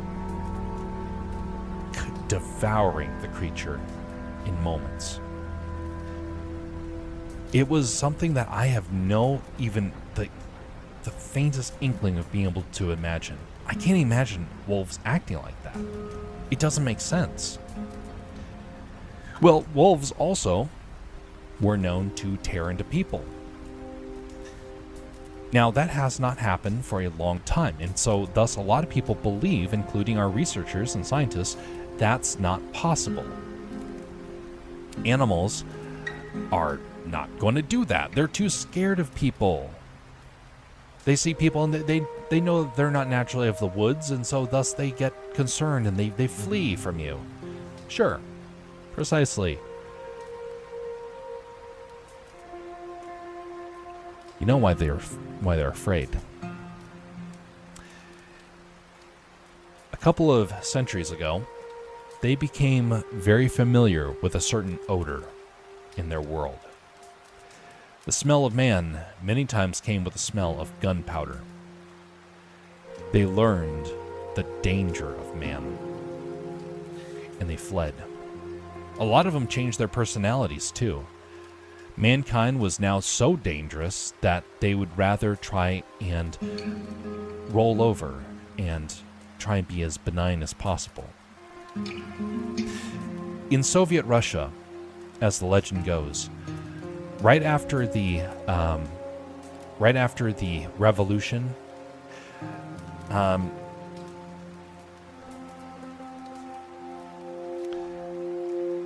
they became very scared of an uprising because they had just led a successful uprising. So they didn't want the people to potentially lead to another uprising, especially as the food started to get scarce. So they confiscated all the weapons. And in the Ural Mountains, where a lot of wildlife was, some of them, and including in around like Finland and whatnot, a lot of the animals lost their ability to detect danger anymore. A couple of generations of animals had passed. And so in the depths of World War II and afterwards, it is said that there were packs of wolves that were acting as savagely as the legends used to say. Makes one wonder. Because as some people have observed, if animals become brave again and they think that mankind no longer has firearms, they get dangerous. Now there's a story of a guy in Montana back over here in the US where he was hiking in an area and he used an ATV to try and get out to the area. On his way back, he heard wolves that were in the area. And he thought, well, wolves won't bother me. No one has had a recorded encounter where wolves attacked. That's what we are told here in the US. The guy's ATV flipped over and he got stuck. He had a pistol with him. And for the entirety of the night, he was encircled by wolves. And they were nipping at him. But they were scared because he had a weapon. But they had become bold. People have not been able to find these wolves, but there's a couple other ones that make us think that they're starting to get bold again. Animals can become dangerous. You're in the clear over in your country, for the most part. They still have a memory, and also they're in few numbers. In the wilderness, though, a different story. I would not want to go walking around in the wilderness up here in Alaska in many areas, because there are actually animals that have never seen a human being. That's how big my state is. But the ones that are familiar with people are fairly safe, with a couple of occasions where they're not. So yeah, it is a thing to remember. Wildlife, kind of like people after a giant conflict, where living memory tells us, hey, don't go down into massive wars because it's devastating to everybody. If you don't have people to pass on that knowledge, we're inclined to do it again. Same thing with wild animals. If they don't believe that mankind is dangerous, then they start to become dangerous. It's a fine balance. By the way, there's a story that I tell on Dadman Walking 55. That channel, I got a chance to go over and tell my story about the dangers of the woods.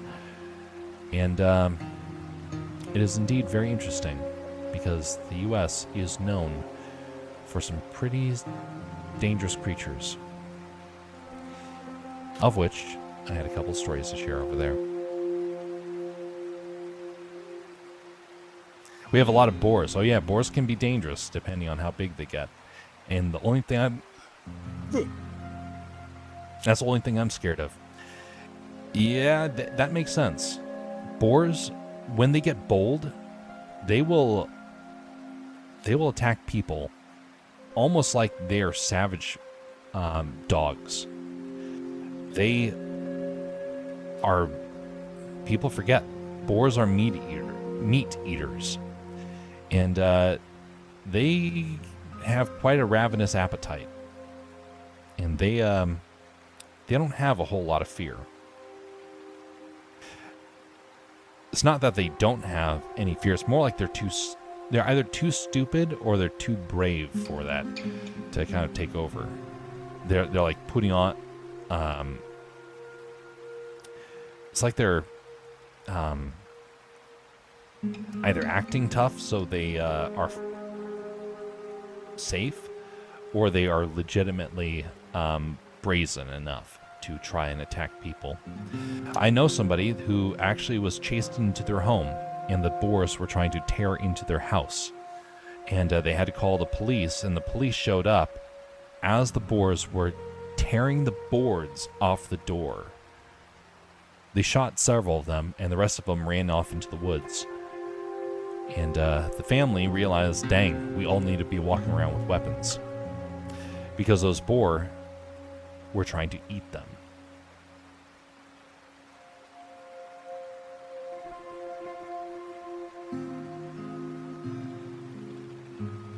There's some people that they have no idea that a boar would do something like that.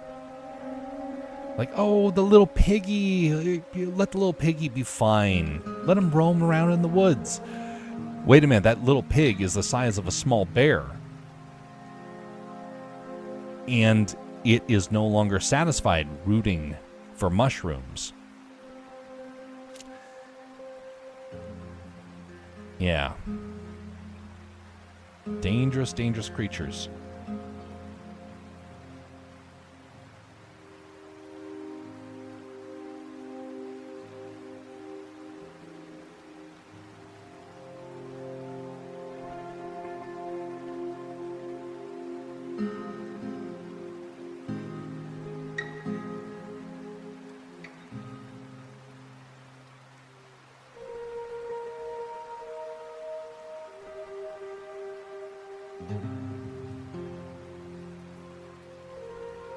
All right, we have our outline. Time to color this guy in.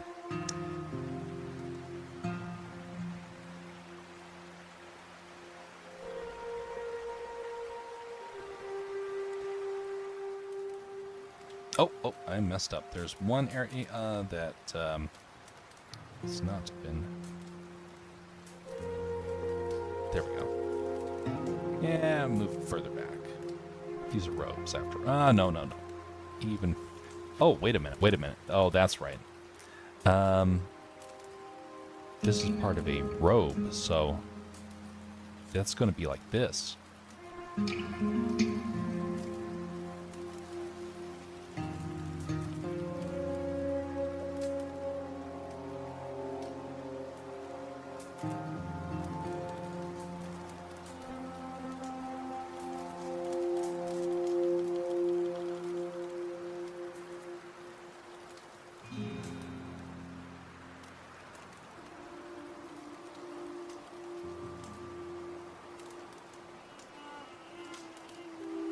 Yeah, that's going to look better. I think I cut that there instead of later on. I think it's because I was drawing it off of the old design and off of the one I had done earlier, and I didn't think about looking back at the original reference material here. Yeah, no, that's going to look better.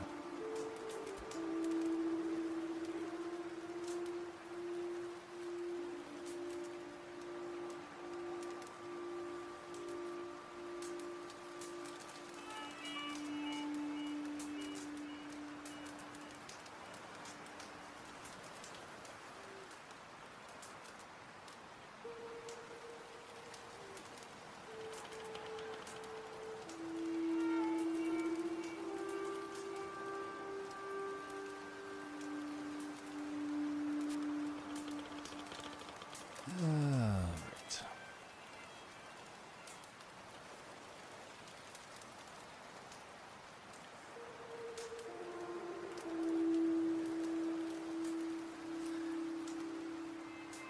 It's kind of interesting. We're in a world that, well, when mankind fell, after the sin in the Garden of Eden, the whole of creation was cursed. Animals became savage, and death was introduced to the world. It's kind of interesting to think about, but it is believed in some parts of Christianity that animals actually used to be able to speak. And there's some reason to believe that, because it seems like because there is one reference where an animal did speak. And the question is, was that how everything was once upon a time, or was that just a one-time occurrence? But it does raise the question, did Adam and Eve, when did the animals become dangerous? Because things didn't just change in a blink of an eye. It was a little bit of a transition. I've been wondering about that. Like, what would that have been like? You're going along, and you're like, oh, look, there's a saber-toothed cat. Boy, you know it. That critter's just so cute and cuddly looking. And then one day, and they're at the fire, and then they look up, and they hear the thing growl, and you see in the firelight, the eyes flicker. And then probably the feeling of like, I don't think I want to be around that creature anymore. I've been wondering what that must have been like. Be an interesting story, honestly. And I do have a story I want to tell with that one day, but yeah, there's many stories I want to tell. But this one is like this is another one that I'm deeply passionate about, because I think it would make a great series. The transition from paradise to basically early civilization. Because it happened very quickly, according to Christian beliefs based upon Genesis. But it'd be an interesting story to follow. A few years ago, on my first scout camp, I had to do guard duty a few times with my friends. Everyone had to take a couple of shifts each night. 3, 2, or 2 or 3 hours per shift in a total per night in total in our little guard post. Yeah, we spotted a mama bear with her cubs. We were so scared, we just watched quietly in terror. We don't know what to do. And none believed us, but we were little then. You know why no one believed you? Because a lot of people have become comfortable with the idea that you never see anything in the woods. I've had enough experiences to know not to question stuff like that. Instead, that is a warning sign to folks. Hey, folks, we got an animal in the area. Somebody spotted it. Be on high alert. Now, granted, you don't want people that are going to cry wolf, and that's where things start to become a problem. If you say, oh, look, there's a wild animal over there. Ha, ha, ha, I got you guys. You can't trust somebody like that. But don't discount the words of kids. They might see something that is a warning sign that everyone else should be taking into account.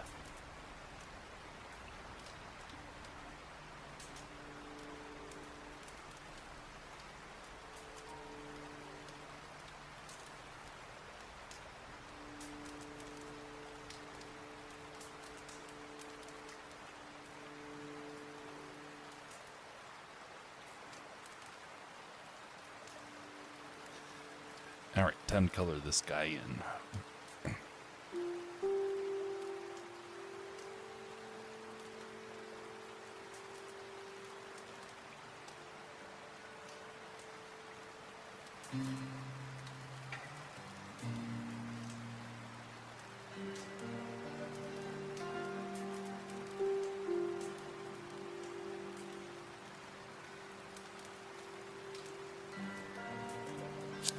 We really thought that the mama bear would eat everyone in the camp, including us. But the guard duty is more of a ceremonial thing or like a lesson or something. You know, throughout human history, it's been important to have somebody to keep watch.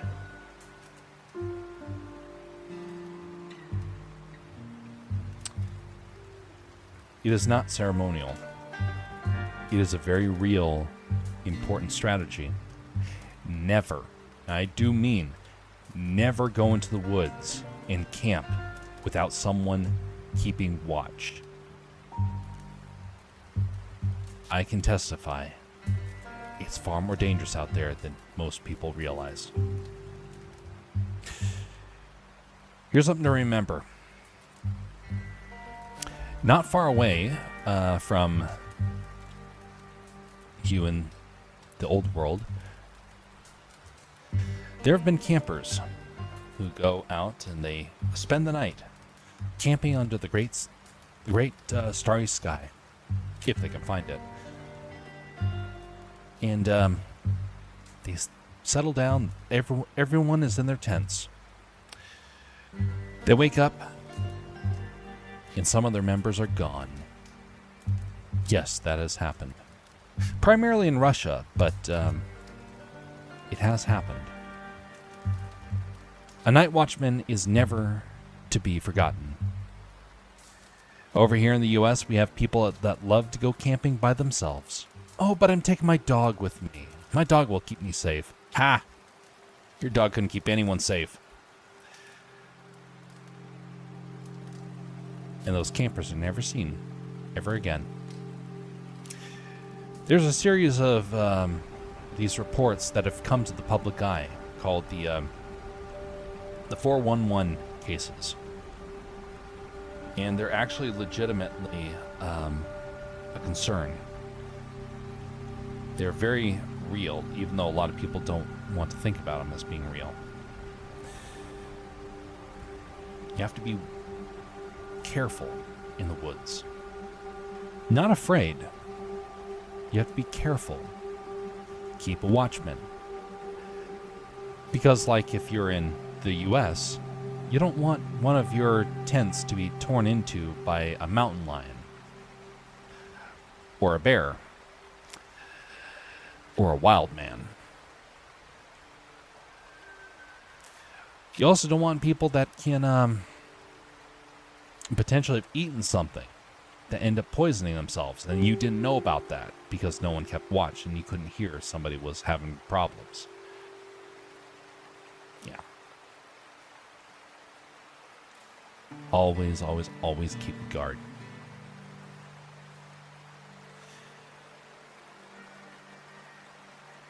I know some people that did not keep a guard. And they woke up and there were some weird things around their camp. And they couldn't make heads or tails of it because no one was awake for it. Another guy was keeping watch, and he fell asleep. And he woke up to see a mountain lion getting ready to pounce. Another guy who was sleeping in his tent, and he woke up to a beautiful bright morning and a bear trying to break into his tent. He opened up the other side, thankfully, because there's two exits, and while the bear was tangled up in the tent, he ran for safety. He barely got away from the bear. I tell this to scare people into realizing the world of the wilderness is not a playground. It is beautiful, and I love the creatures of the woods. They're wonderful creatures, but they are dangerous, and you have to be wary about them. And we've only just recently in human history started to think of it as unnecessary to keep a watchman.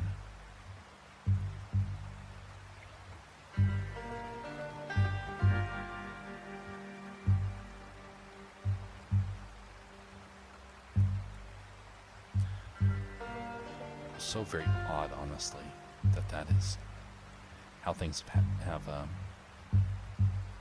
kind of become.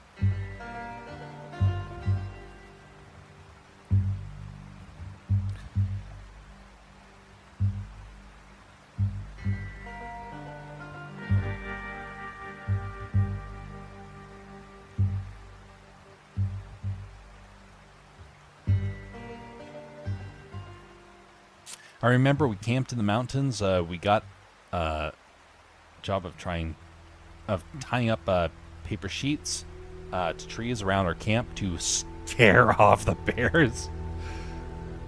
That's a strategy? Huh. You know what? I remember when I was living in Europe, I saw sheets being hung up at medieval events. I wonder if the tradition began from that. Interesting to think about. But the only bear encounter we got was when it turned over a big trash bin like 100 meters away from the camp. I've had bears very close. There's one time where I turned around and there was a bear walking about 30 feet behind me. Or 10 meters behind me, roughly. And the bear was just happy going about his way because he was there to eat fish. And so none of us had to worry. But it was a reality check that we are in bear country. And he was between us and the shore because we are in the river. If he wanted to, he could have had us all for dinner. And nobody would have been able to do anything about it. Thankfully, bears, when they are around salmon, are fairly intent on getting that salmon, so you don't have to worry about them. So that's one of the reasons why I like the Alaska bears. They're fairly benign creatures for the most part, but you don't want to come across them in the middle of the wilderness. That is a very real danger, and some people have made the very important realization when they go out and they suddenly discover that those animals are actually quite dangerous when they are far away from the coast.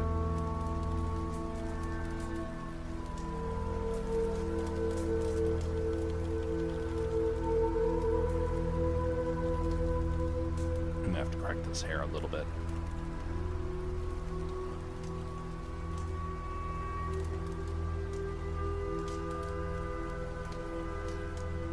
I don't know, someone from the staff said it confuses the bears or something, smell or sudden contrast.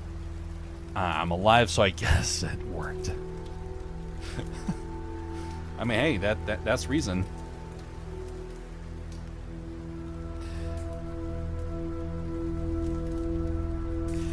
There are people that come over here to the U.S. and they see bison. And they will walk up to the bison and they want to get their photos with the bison. And then the bison proceeds to stomp the living daylights out of them. And they suddenly learn, because it's big and it's fairly benign, doesn't mean it's safe. People learn that the hard way.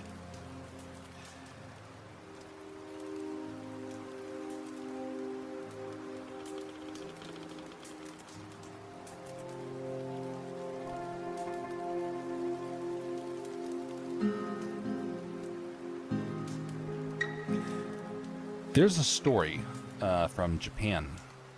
I keep thinking about it. It's a story about a bear that went berserk because it became familiar with the taste of human. And it actually found it favorable because it was getting to be an old bear. And people were easy to catch. So whenever I'm out in the wilderness, I think, I'm just going to be extra cautious because I hear stories like that, and I've had my own very close encounters. And I think, you know what? No need to risk it.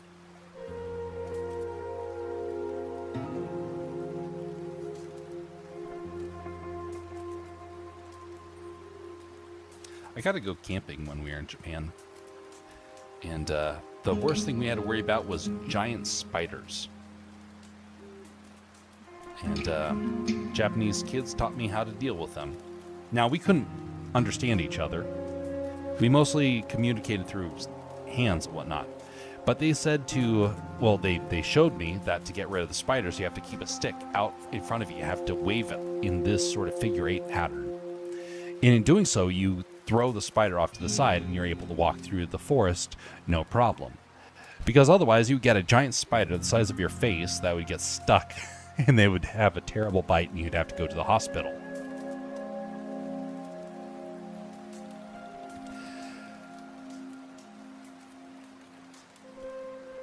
Oh, we have a few bisons in the east. I think they might be the last bisons in Europe. So you do have bisons in the east, but here's the thing. At least as far as we were told, the bisons were imported from the U.S. because bison are actually really hardy animals. And Europe used to have a form of bison. It wasn't the American bison, but the American bison is all you can really find. So we exported them. It's kind of interesting. We actually did something similar for a creature up here in Alaska. The native Alaskans used to have muskox. And muskox were very common up here, but then they got hunted to extinction. And so we actually had to re-import them from Greenland. Kind of strange in that sense, but they've re-established a population now. Muskox are everywhere. And they're a great animal to have up here. They're fairly small, though, compared to what Alaska used to have.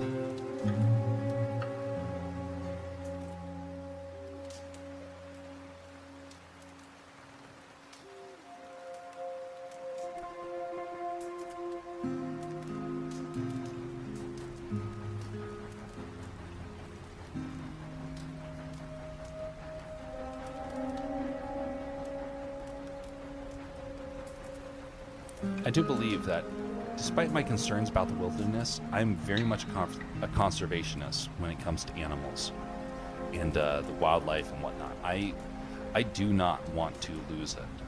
I think it's a very important part of our ecosystem to keep them alive and well.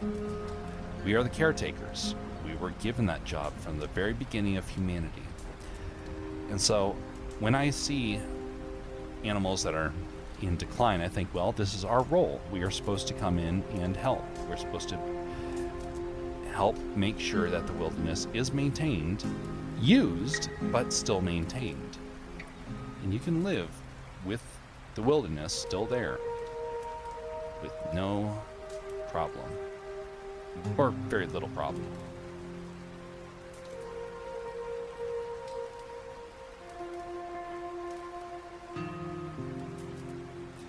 It's the last old forest in Europe. It's a national park.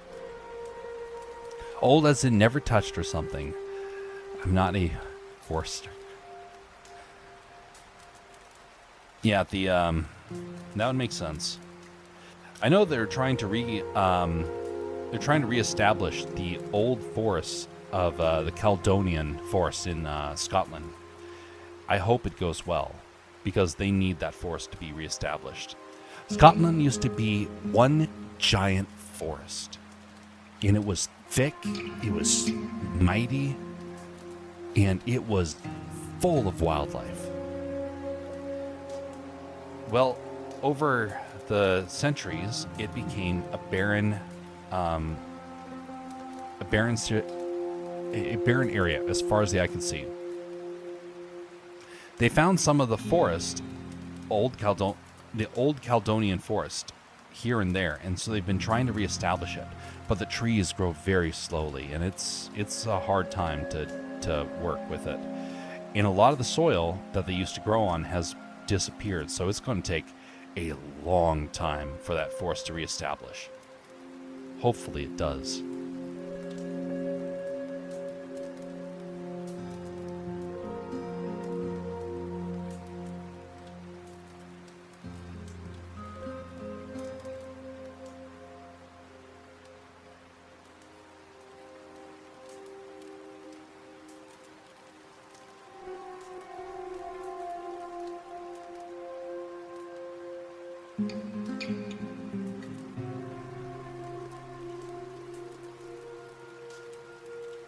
Wikipedia says, Europe's last temperate primeval forest fragment that once allegedly stretched across the European plain. It is home to the world's largest population of European bison, the continent's heaviest land animal. So technically, the heaviest land animal that Europe had would have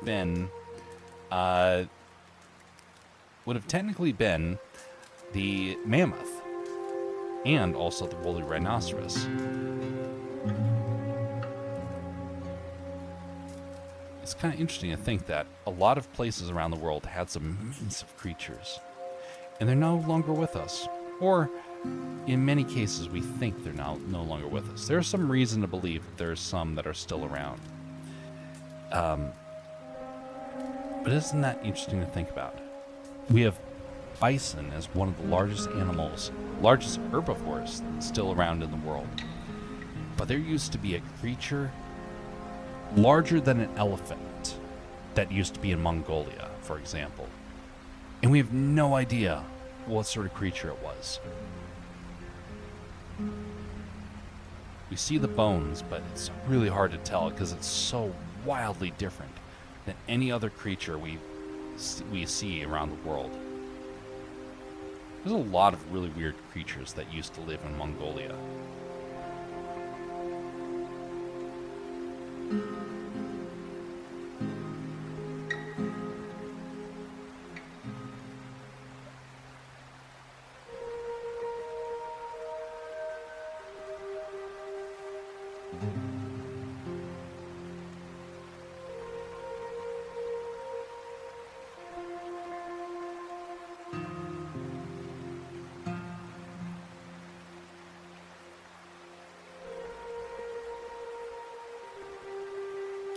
There's a lot of mysteries as well in this world.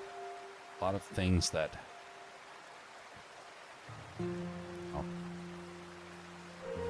This world is always going to be full of mysteries. Just when you think you've solved one, then another one comes and takes its place. I like that part, though. There's always something to discover. And just when you think that you know everything, find out that you don't know anything. And you have a whole new string of mysteries to have to try and solve. There are creatures all around this world that are a mystery to us still. We see some of the elements to it, and we're like, we know there's something there, but we can't quite figure it out. Or we understand that there used to be something here, but we can't quite figure it out.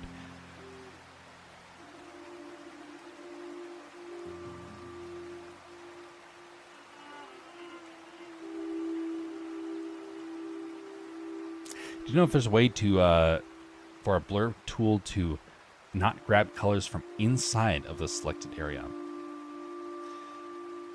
Inside of the selected area. All I can figure is a selection. Oh. I try to use fill gaps, just like what you're doing now, but with a blur tool. You'll have to send me an example. I don't quite understand what it is that you're referring to. I think I do, but there's a couple different ways that kind of could be interpreted.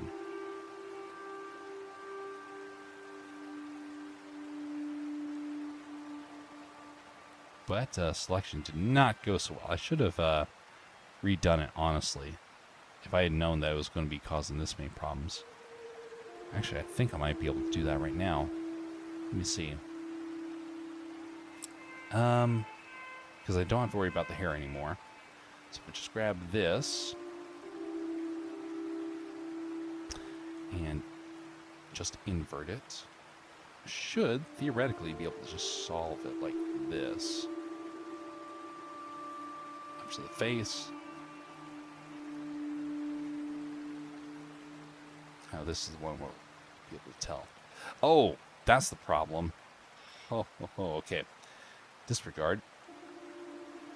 My selection's all messed up. Area scaling. That's the problem. It's scaled way too high. You know, I'm going to just turn off scaling entirely.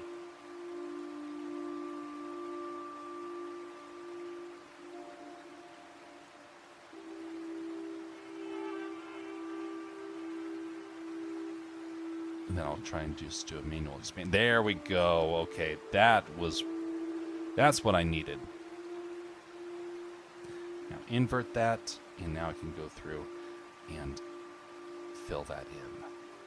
Yeah, I should double check that before I went through that whole process. Oh well, live and learn.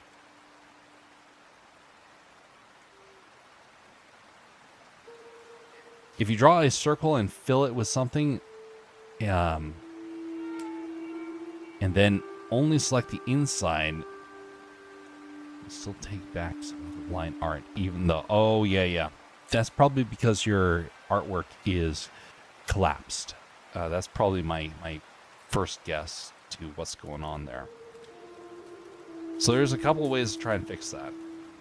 I can demonstrate that here in just a moment.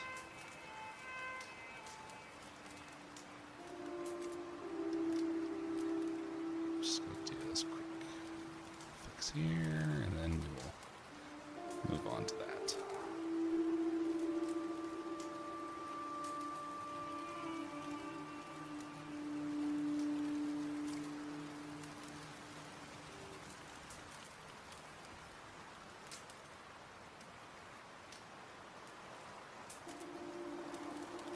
All right, wonderful. Okay, that's much better.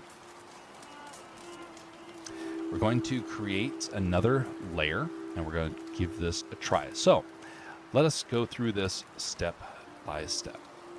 Stabilization, just for the sake of it, and turn it to black. If you draw a square, sorry, not a circle, a square.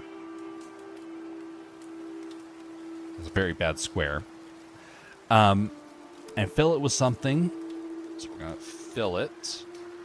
We're going to fill it with a yellowish color. Okay, we got it filled. And only select the inside. It will take back some of the black from the line art. So,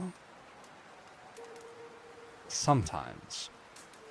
So here's the thing I'm going to select it right here. And I am going to invert the selection and delete. So we only have the inside. If we zoom in, we'll see that only selected yellow. But you will see there's a faint little edge there. That is the black that used to be there.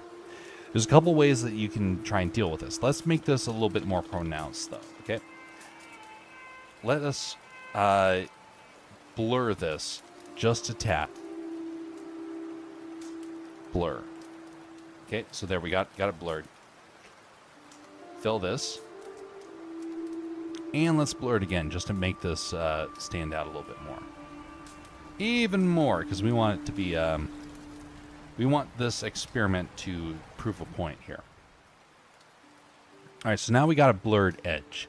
By the way, this is how I used to have to try and clean up scans from my early days of working with Coral Paint back when that was my tool of choice. Well, tool of environment. Let's say I want to delete. Let's say I want to delete this inside. Now I have this yellow interior. This is because those pixels, despite you wanting to try and select it, is just going to have a hard time trying to do that. There's a couple of ways you can try and deal with this. One of them is to select with this tool up here.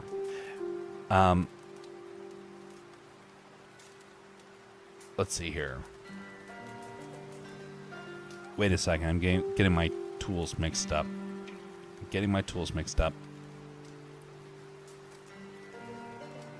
Disregard. I'm thinking about photo editing tools, not this one.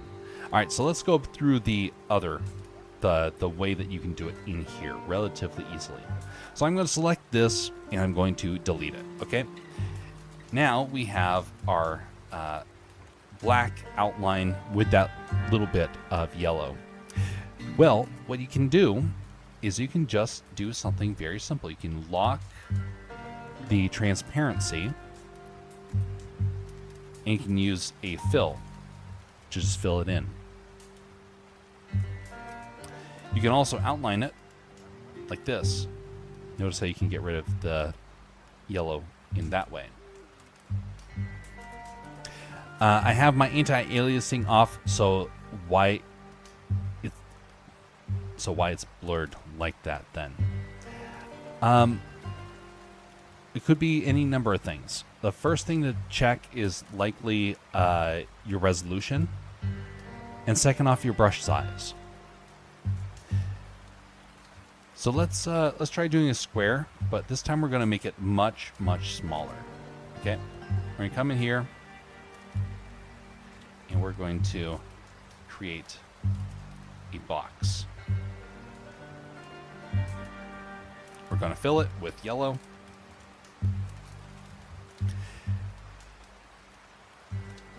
Oh, wait a minute. Turn off that. Okay, here we go. This is probably more of what you're expecting. See, I have this thing called area scaling turned on. It's just outside of your field of vision. Let me move this thing out. It's going to be right around here. There is a little check mark that says area scaling. Area scaling will expand your fill just a little bit. So if you notice, if we zoom in, you'll see a little bit of the gray showing through because this is not completely filled. If I was to fill it now with area scaling, it fills in that area. Right now I just have it expanded to a 1. That is the first thing that I would probably guess is happening with you. Kind of understand how that yellow gives such a very strong color there.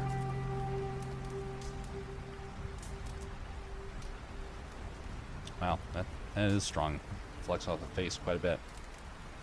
Anyway, but that's how you can get rid of it in 2 ways. One is you can just have the area scaling turned up, or 2, you can lock the opacity and then fill it in with a color that you are trying to use instead.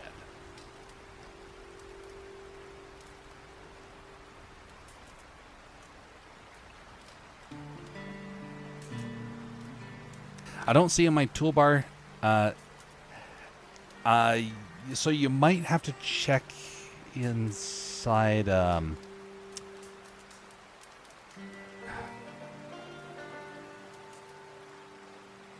Yeah, not sure where that would probably be. It might be a setting you have to turn on under the little wrench icon down the lower right-hand corner. It's hard to tell, but either way, the scaling is the way to do it. And if you can't do that, use your wand select. I can select something and I can be able to upscale it that way as well. Anyway, those are some strategies to do. And I'm actually going to have to sign off here because I still have to go into work tomorrow. And this is not quite ready to be finished yet. But we got very close. And I'm going to be doing this again tomorrow. Along with some other things. But I need to go to bed. But anyway, we're going to sign off here. No raids. There's no real need for that right now. So we're just going to end it off right there. I know everybody has a wonderful time around here, and they don't want it to end at all. I've just about had enough of you. Never mind, some people want me to be off, including C-3PO over there. On that note, I will bid you all adieu. Have a very pleasant evening and morning, everybody. Be civil to one another. And be careful wherever you camp. Make sure to always have a watchman. Until next time, folks, have a very pleasant evening.